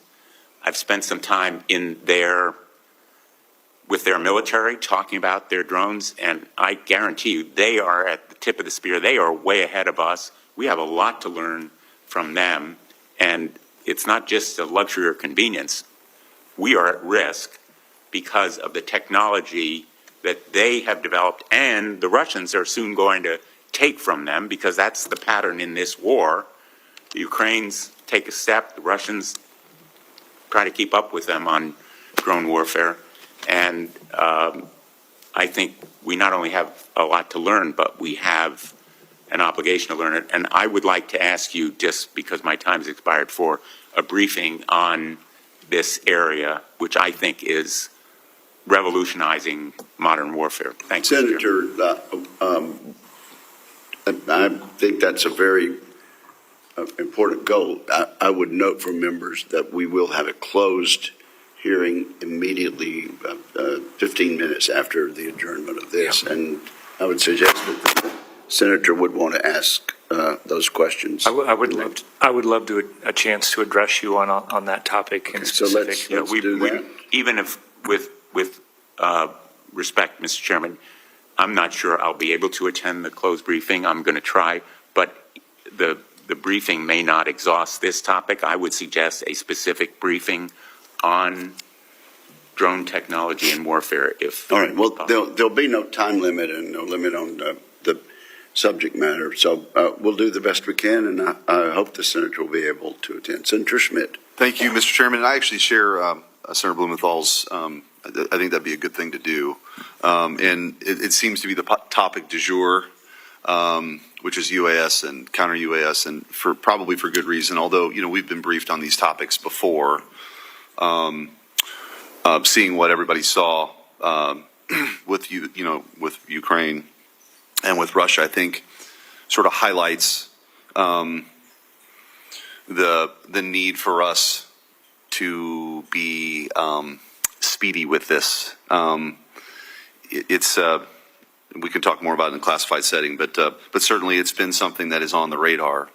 I want to commend the Army for, I think, being ahead of this, and quite frankly, versus the Air Force. I think the Air Force is, from everything I've gathered, is really clumsy about how they're protecting our assets with counter-UAS, and it's just it's an unwillingness to adopt technologies that already exist in the private sector, and I don't really understand why. And that's not really the question for you guys today, but I know that you guys are sort of leading the joint effort, right? The joint. Can you talk me through what might be done then? Let's just say of all the branches, you guys are number one in this, and noting and granting that there's work to do. How can you help influence what, like, just say the Air Force is doing? I mean, this is a big concern. Obviously, Whiteman Air Force Base is in Missouri. Fort Leonard Wood's also in Missouri, but could you just walk me through that, what that leading that effort means, and how we can lead to be more nimble as it relates to counter-UAS? I think, Senator, this is a joint problem. Everybody's going to have to understand how to not only employ drones, but protect yourself from drones and autonomous systems. So, I will again point out that I think we need to be more agile in our funding and buy capabilities. You kind of referred to that we don't get locked into some program because things are moving very rapidly. The discussion we had yesterday with somebody who was supporting Ukraine, was an update, and it's going to continue to happen.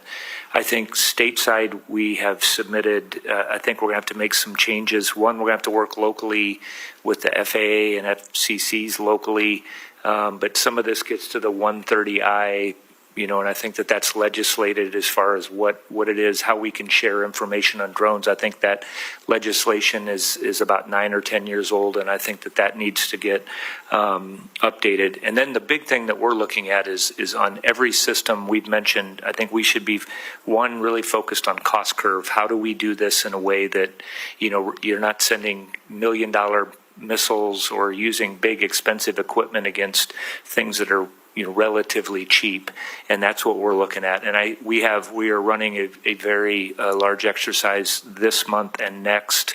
Right now we're doing this overseas and going through all of that, and I would love to come and brief you on off that, because there's several different systems, both kinetic and non-kinetic, right, that we are employing, really around the world, because they work different in different environments, and we're doing the same thing stateside. We've done stuff where we've sent things, for example, down to the border to make sure that we're testing it in every environment. And I it's think having a great impact, I think, on what's happening at the border now. In many ways, the autonomous efforts are not only are they gathering important intelligence and directing critical resources to apprehend people trying to come here illegally. There's sort of a scarecrow effect too. Like it's there. People know it's there. The cartels are sophisticated in the places that they want to go. So, I think at the border, this is actually very important. But I want to but drill down just a little bit with the time that I have, and this is going to be a much longer discussion, but as it relates to, there's a big focus on the actual drone and what the drone does. But there's a lot of things that happen before a drone were to be intercepted or shot down. There's detection, right? There's sort of awareness with sensors. And how is the Army what steps are being taken right now to make us more nimble to acquire these sorts of systems? Because I do have great concern that the efforts that are being made, we've got a long way to go. So what is happening right now? And maybe that's for you, Mr. Secretary or General. Senator, what we are trying to do is, and we can talk about this more in the classified setting, but talk specifically to the companies and the tool makers that are being used in war right now and figure out how do we get what they used on Sunday was a pretty ingenious way to get it in some ways. And I think we would not have been ready for that. And we are not ready for it, but we know what they did. We are going to get in the hands of soldiers in the coming weeks, and we will be after that. And I appreciate that candor, and just make them one final point.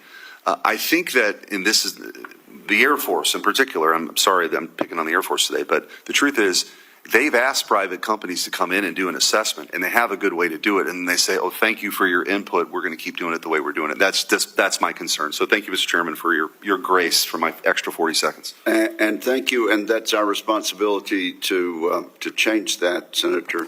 Let me just say this with regard to drones, because this can be said in an open session, and we'll have a closed session. The public will not know it. But our reconciliation bill contains $1 billion of funding for small drones and another $1 billion for one-way attack drones. Some of that will not go to the Army, but much of it will. And I wanted the public and members who will not attend the closed session to know that. Senator Duckworth. Thank you, Mr. Chairman. I want to associate myself with Senator Blumenthal's comments about blowing $30 million on a parade. Let's be clear, you're not doing it to celebrate the Army's birthday. You're doing it to stroke Donald Trump's ego. If you want to celebrate the Army's birthday by spending $30 million, I would recommend you think about something along the lines of maybe spending that money on child care for military families, perhaps tuition reimbursement for military families. There are lots of ways to celebrate the Army's birthday without blowing it all on a parade. I also want to echo the concerns of my colleagues, Senator Reid, Shaheen, and Hirono, about misusing and burning the readiness of our National Guard troops and other expensive military assets like deportation flights for so-called interior law enforcement operations. The military should not do the job of DHS for it. I'm especially concerned by your answer to Senator Hirono, Mr. Secretary. I think you copped out with your answer of, we will do what's legal. That answer ignores your obligation to advise what is right for our war fighters and to focus on war fighting, not to say what is legal. Secretary Driscoll, General George, I appreciate much of your transformation efforts. I've long advocated for the Army to make hard, forward-looking decisions. And I especially support the push to modernize our munitions enterprise to produce and deliver munitions to warfighters at scale. That's why your proposed cuts to Rock Island are confusing and troubling to me. Rock Island Arsenal is a critical part of the Army's advanced manufacturing ecosystem. It is central to the future of battlefield sustainment and logistics. Yet under your current plan, two commands with very distinct missions, Army Sustainment Command and Joint Munitions Command, would be integrated. We've been told this consolidation will result in workforce reductions of approximately 100 personnel and the phasing out of a data center in Army Material Command. Beyond this, details are scarce. Secretary Driscoll, do you have more recent updates on the workforce impacts of these planned changes, including how many personnel will be affected and the timeline of implementation? Senator, I just want to echo how important Rock Island is. I think we have a trip scheduled or hopefully soon to go up there. The workers up there have been remarkable and have helped our country and our Army for a long time. As it relates specifically to sustainment and the Joint Munitions Commands, when we were looking at it, basically the headquarters exist so close together, we thought we could have efficiencies without actually impacting the outputs. By combining, the intent is not to slow down production in any sort of way. And then specifically, Senator, to your question, no changes from what you referenced. I know. how many personnel will be affected, and what's the timeline of implementation? I wanted to just kind of reinforce, we have, two headquarters that are kind of very almost co-located, and there's a lot of things that we can do within that, I think, to combine that. So what we still need and what we want to invest in is all the technical expertise that, we get at Rock Island, and, probably the unmatched right now 3D printing capability, additive manufacturing, that even commercial industry is coming in there and using it. So it's kind of, we're looking across the formation of how we can update our business systems, combine some of these capabilities, and I think it's going to make us better. And we're happy to come over and brief you that in detail, or meet you at Rock Island, Senator, and have that discussion. Okay, I'm be willing to meet you at Rock Island. Secretary Driscoll, still the same question. How many personnel will be affected, and what's the timeline of implementation? You still haven't answered me. Senator, we're currently working on the plan. It is I would actually hypothesize there would be growth at Rock Island on a net basis, but combining those units, they're working on the plans right now. We'll provide them the moment they're available. Okay. I mean, I think what you're doing is scaling down. I hope that the answer is that we're going to work towards a minimum workload, at the very least, at Rock Island to maintain that capacity. I want to flag that I joined the Bipartisan Arsenal Workload Sustainment Act with Senators Durbin, Grassley, Ernst, and Representative Sorensen. This bill would incentivize private industry to partner with arsenals to ensure a more predictable workload throughout the year to enhance efficiency and keep costs low at all of our arsenals. I hope that you and General George will work with us to move and get this legislation passed. We'd love to, Senator. Thank you. I'm also deeply concerned by the Army's plan to divest from the Humvee and JLTV without a clear replacement that meets the full spectrum of mission requirements. We have been told that the infantry squad vehicle was identified as the future for ground mobility, but let's be honest, the current model of that vehicle does not support the needs of medical evacuation. And the Humvee fleet that you plan to retain, which could serve as ambulances in the meantime, is already facing severe maintenance issues. This ground capability for medical evacuation is not a gap that we can afford to ignore. What is the Army's plan to bridge this gap in ground medical evacuation capacity as the Humvee is phased out? Either one of you can take that. Yeah, I'll take that one, Senator. You brought up the armor protection. We have 18,000 plus JLTVs, continuing to buy those. So obviously medical evacuation and how we do that. Having done that, with all of our vehicles, it's why we're also talking about having armored vehicles that are inside our formations. They're going to be critical moving forward. So we need a broad bunch of capability. We're also looking at autonomous systems and how they can go into certain areas. We have 105,000 Humvees, and certainly that's part of we're going through that process right now, how we make sure that we're maximizing the vehicles we need. You mentioned medical vehicles. That would be in that category of how we would make sure that we're maintaining that capability that we need. So they're going to be in our formation. We've bought what we need to have inside our formation. And thank you, Senator. Senator Scott. Sure. Thank you, Chairman. Secretary Driscoll, General George, thank you both for being here. I want to thank you, President Trump, Secretary Head Staff, for ensuring that our Army is a lethal warfighting machine. I appreciate all the changes you're working to make to restore the warfighting ethos, and that our Army is ready for whatever may come. Can you talk about when I was governor of Florida for 8 years, and we put a lot of effort into a program in Orlando, a simulation training instrumentation program, headquartered in Orlando. It plays a critical role in preparing unmatched testing, modeling, simulation, and training systems to ensure our warfighters are ready for the next fight. There's a reason it's in Central Florida. It hosts a world-class manufacturing, science, and technologies industry that supports over 30,000 good-paying jobs. Generates more than $7 billion annual in economic impact in the region. It's also strategically located in a unique defense innovation ecosystem alongside your other partners, Navy, Air Force, Marines, and recently established U.S. Space Force training headquarters at Patrick Space Force Base. So we put a lot of effort into it when I was governor, and we put a lot of effort to make sure this place everybody wants to serve. Can you talk about what your plans are there? Either one of you. Yeah, I'll jump in on that, Senator. obviously very important to us. Simulation is very important to us. Just took a brief back 2 days ago. We consistently run the warfighters. What I will tell you is that we're looking at, I think we can do more with commercial industry, and that's kind of what we're focused on, down there with PEO STRI. And, there's companies all over our country that can produce simulations. Right now, our overhead for our simulation exercises that we're running, which are with soldiers, is high, and I know that the technology exists for us to move that. So that's generally what we're trying to do down there. We just did a big conference down in Orlando. It was about 6 weeks ago, where we kind of explained where we need to move with next gen simulation. And much like some of the previous comments, I think us doing this internally is, we are going to need less expertise. We should be able to adopt and modify commercially available tech that is out there, and that's what we're focused on. And Senator, I would just say simulation has leapt forward in the last couple of years too, and it should have some incredible benefits to the United States Army. If we think about TRADOC and the number of times that we have to uproot soldiers from their families and move them somewhere in the world, that's not a particularly good outcome for all training. And so we're looking at simulation and tried to expand our use cases outside of its typical kind of maybe siloed wargaming function to actually start to empower and train our soldiers around the world. So what impact do you think it'll have there, and what impact will it have on your ability to work with all the other branches? I don't think it'll impact.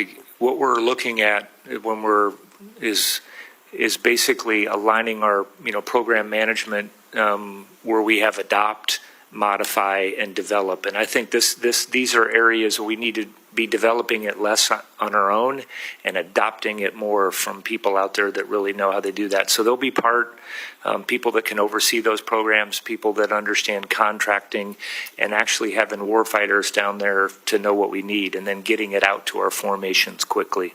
Okay. If there's anything I can do to help you all, just let me know. Thank you. Thanks, Senator. Senator Rosen. Well, thank you, Chairman Wicker, Ranking Member Reed. I appreciate it.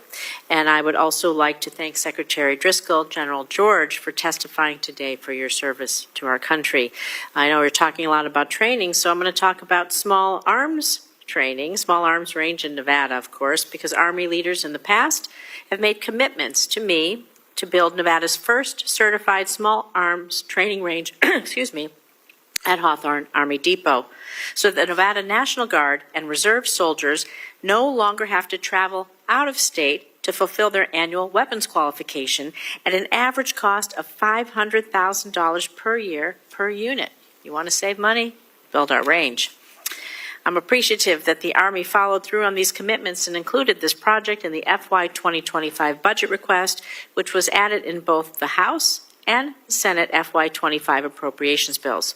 However, since Congress did not pass these bills and instead passed a full-year CR without budget tables, we lack certainty about whether or not the Army will actually fund this project, which is already well underway. So to both of you, can I have your commitment that the Army will in fact deliver Nevada's first certified small arms training range so that our soldiers can meet their annual requirements at a greater convenience and lower cost to the taxpayer? Secretary Driscoll? Yes, Senator. Oh, General George, yeah, thank you. We love Secretary rifle Driscoll. ranges, for the record. Yes, Senator. Secretary, thank you. We're going to stay on this, and we're going to talk about the Transformation Initiative and its impact in Nevada. Again, Hawthorne Army Depot is the world's largest ammunition depot and demilitarization facility.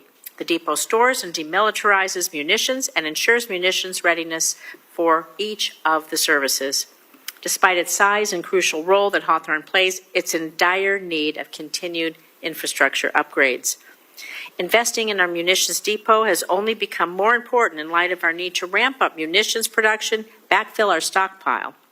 So we've heard quite a bit today about the Army Transformation Initiative, but I'm concerned about these broad structural changes, particularly reductions in platforms, personnel, systems, as you've been alluding to.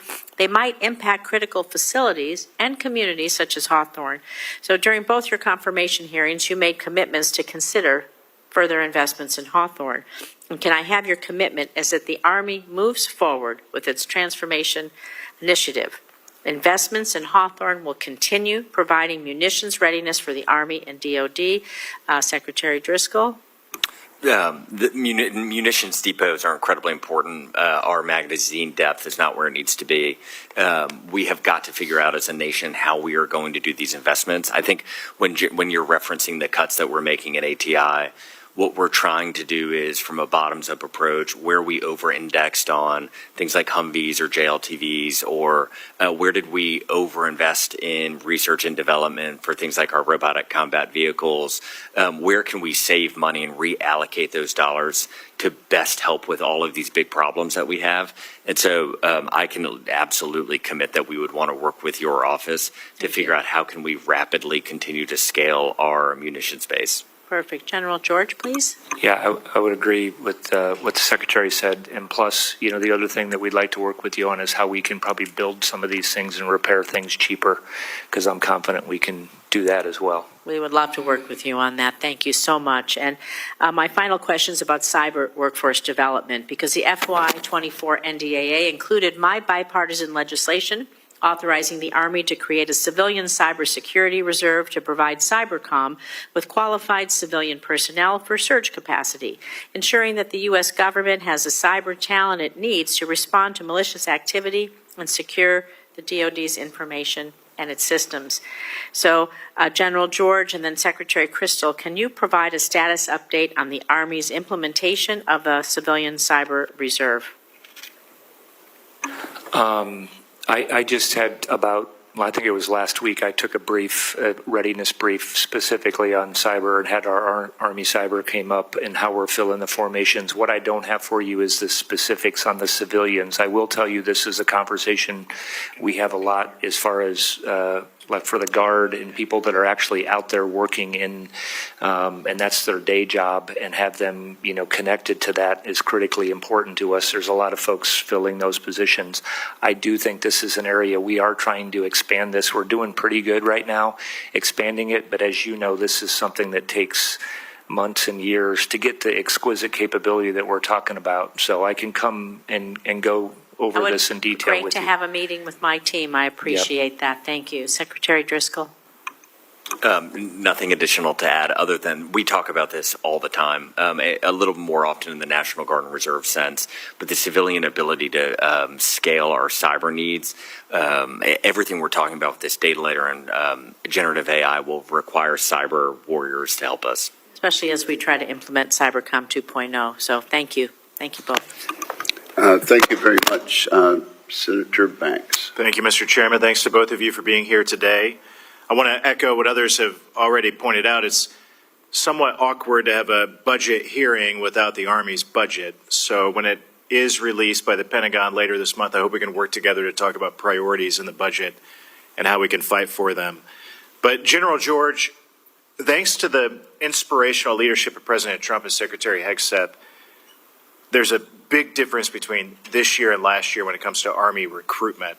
And I want to unpack that with you a little bit. The Army has already met its recruiting goals for the rest of this fiscal year. The Army is seeing its best recruitment numbers in over 10 years. And the Army has already beaten its retention goal for the year. What do you make of that? What's the big difference between last year and this year that has gotten us to that point? I would tell you, Senator, we have made steady improvement over time with that. As you know, we've been talking about how we pick our recruiters, the leaders that we have, giving them the right technology, the technology to make sure they're doing that, reducing the amount of forms and things that people are figuring out. So we hope to continue on that exact. We have had very good months. I think we are at this point in time, where we got this, we hadn't seen this since 2014. So we're very happy with where we're at. You say we've had very good months. And I want to go there.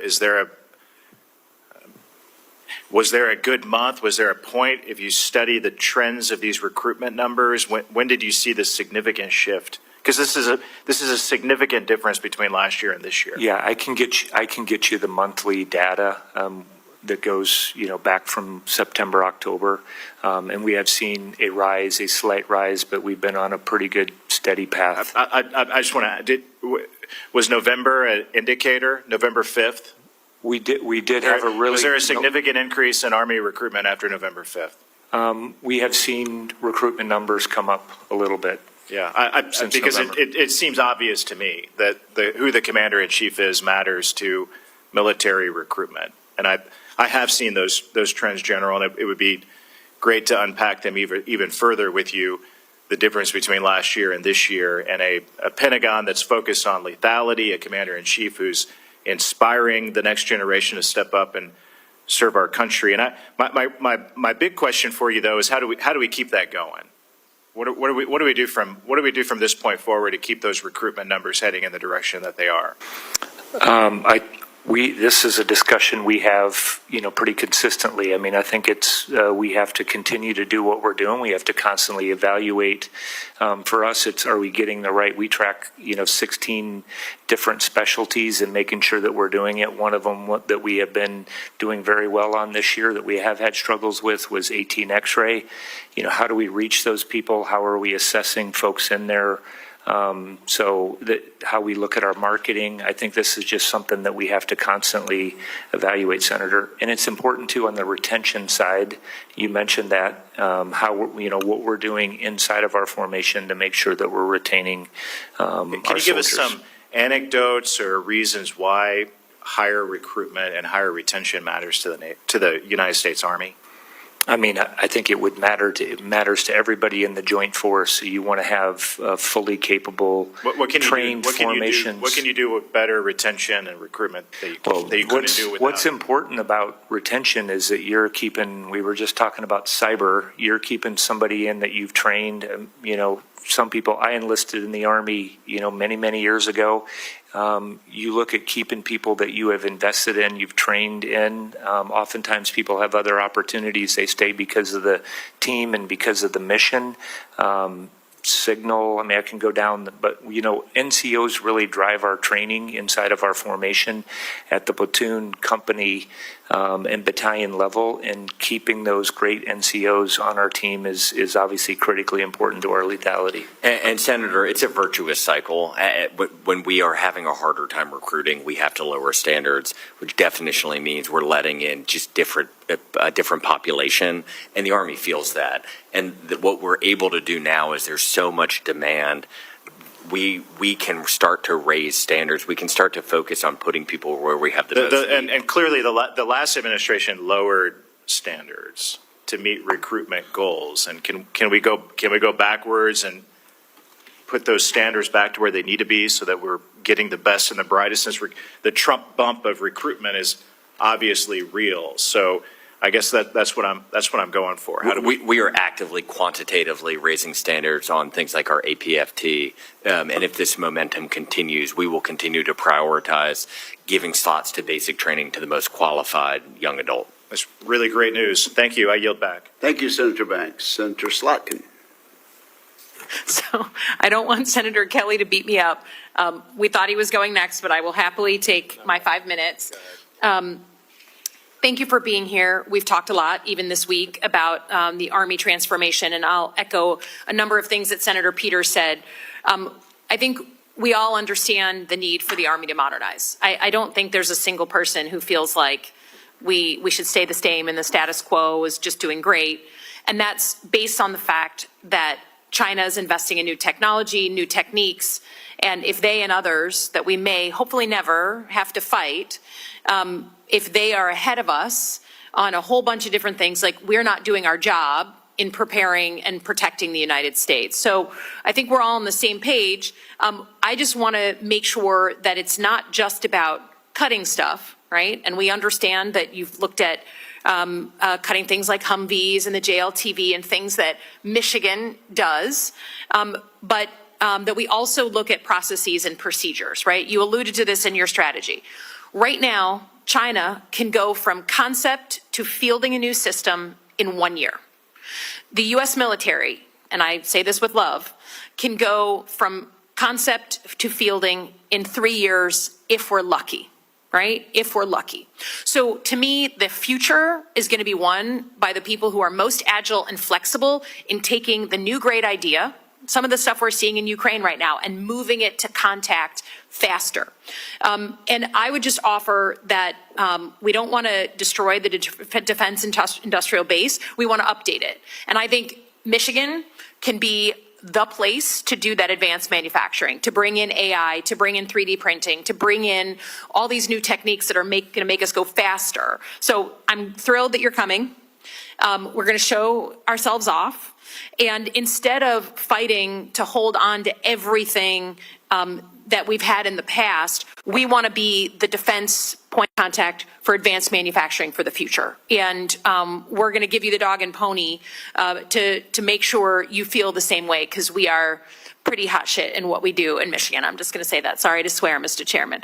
Can you talk a little bit about why, like on the advanced manufacturing piece, can you help elaborate on what the Army is going to do to speed up that flash to bang concept to fielding with advanced manufacturing? So, Senator, just to the earlier point about the cuts, I think when we've rolled out Army Transformation Initiative, there were basically 4 buckets. I won't hit them all, but the first bucket was the cuts in order to take the $48 billion in savings that the President of the United States and Secretary of Defense empowered us with to innovate and spend it to make the Army stronger. And General George and I are optimistic that Army Transformation Initiative will be a renaissance for the American industrial base, for small and medium businesses, so that they can show us their innovation. We, the United States Army, have been a very poor customer oftentimes, and I would say perhaps all the time. We do not allow small and medium businesses to show us their product, have us get into the hands of soldiers, show them how to improve it, and then reward them when we need it often enough. And there's this chasm that has been created that only incredibly large companies that take, I would say 3 years is generous, and it's probably closer to 10. Yeah. But we are actively working to fix it. Yeah, and I would just say, to your earlier point about modeling and simulation, Michigan is quickly becoming the hub for, if you want to test something out before you have to build an actual scale model, bring in a platoon of guys to let them put on the VR glasses and test something out before we build it. We're going to become the hub of that, and we are eager to show that off. But I would say, I think one of my many criticisms of this administration in general is that they're really happy to have the press conference about cutting this many people or this many programs.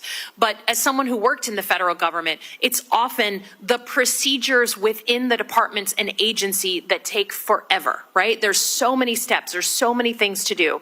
And I would welcome the Pentagon actually saying, we're not just going to do the press conferences on how many woke people we got rid of or woke programs we got rid of. And I would contend with some of those things. But it is about actually cleaning up our internal processes so it's not so laborious. And I've never once, a Democrat or Republican, including the Trump administration first time, gotten a proposal, please take off these regulations. Please, Congress, remove these things. They may have been well-intended, but it's too much. So please don't just do the shiny object, the stuff that gets the political attention. Please actually dig in and do the damn work so that if you want transformation, you actually get it. And I just want to quickly give my Ranger buddy a shout out on the recruiting side. There were over 600 forms that could possibly be filled out on recruiting. 600. I don't even know what they could all possibly ask. But obviously you'd have to repeat your name 57 times on each of the forms. And what General George did with the recruiting team is he said, you are not allowed to have more than 10 forms, full stop, make it work. And they are at currently, I think, 8 or 9, and have cut down on 592 forms, which is remarkable. And we would be delighted to give you that list. Yeah, thank you very much. Can I add one thing, Chairman? Oh, sure. Thank you. We have asked, Senator, for agile funding in the past, and we have to buy capability portfolios for drones, counter drones, EW. We will be submitting that as part of our budget to have that capability. We've been asking, I think, in here for that. I would happily give flexible funding and multi-year funding if we could get our act together up here. I think we can all acknowledge that we haven't, but it's also for more traditional things. We've given you a lot of authorities over the years. There's a culture problem in the Pentagon. It's not just what more authorities we can give you. So I'm open to it 100%, but do the internal work too. Yep.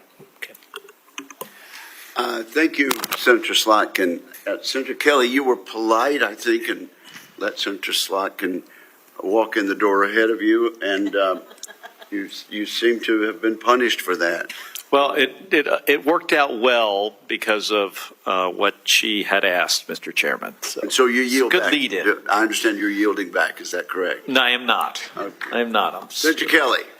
Thank you, Mr. Chairman. And thank you, Senator Slotkin. It was perfect talking about advanced manufacturing because I have a similar and a related question on the Army Transformation Initiative. So first of all, Secretary Driscoll, General George, thank you. Good to see you both again. And thank you to you and your families for your continued service.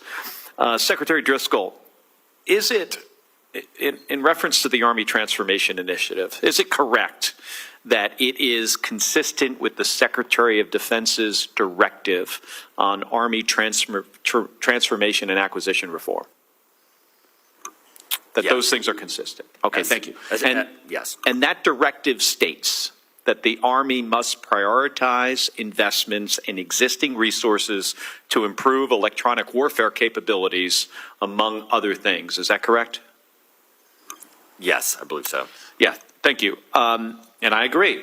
I mean, lessons learned from the conflict in Ukraine especially do underscore the requirement for just how important our offensive and defensive electronic warfare capabilities are.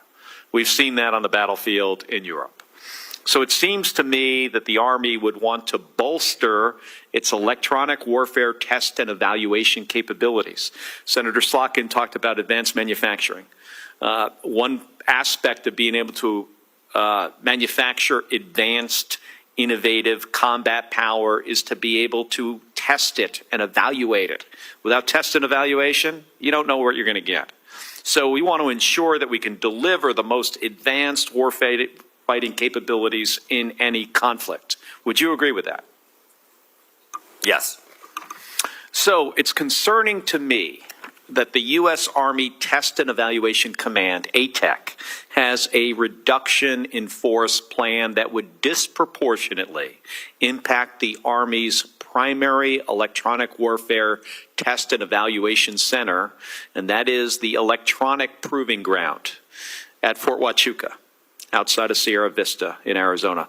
The Electronic Proving Ground provides the unique capability to execute electronic warfare developmental testing without interference due to its unique geography. It sits in a bowl surrounded by some mountains. It also benefits from an ideal climate. There's over 320 flying days per year in federally protected airspace, which further minimizes interference and allowing us to conduct aggressive, offensive EW jamming tests that really show off our capability. This is important developmental test.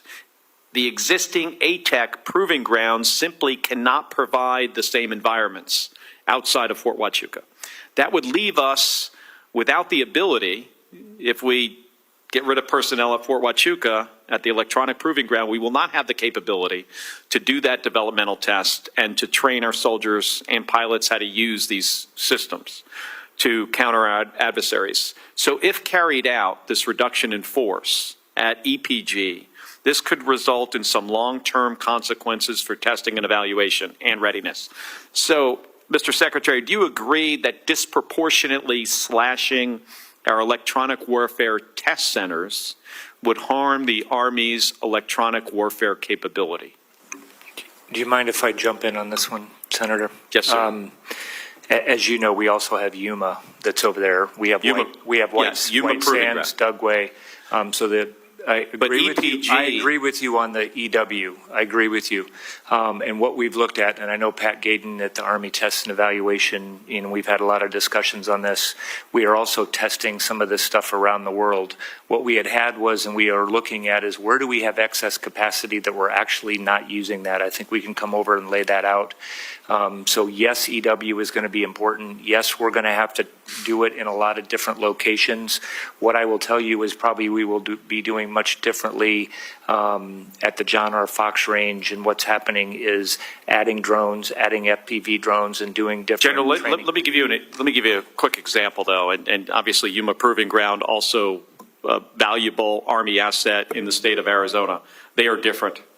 the geography of the electronic proving ground allows us to do stuff there that we cannot do anywhere else. If you want to simulate a surface-to-air missile system, the electronic signature from it in Yuma proving ground, you're talking about maybe 0.1 watt of power output before you can start to interfere with communication systems, airplanes, TV stations in and around the Phoenix area. When you do that at the electronic proving ground, you can go an order of magnitude or more higher in power output. There's no place like it anywhere. And the RIF that is planned at ATEC is if that continues and is carried out, we are going to find ourselves in a situation where we cannot do the testing that we need on these EW systems. So General and Mr. Secretary, I encourage you to look into this. And I am happy to have a follow-up discussion with you about it. Senator, and I visited there, and I can echo that the work they're doing is incredible, but we'll follow up with your office. Thank you. Senator Kelly, I believe you're accompanied by your brother. Yes. Who is also an astronaut.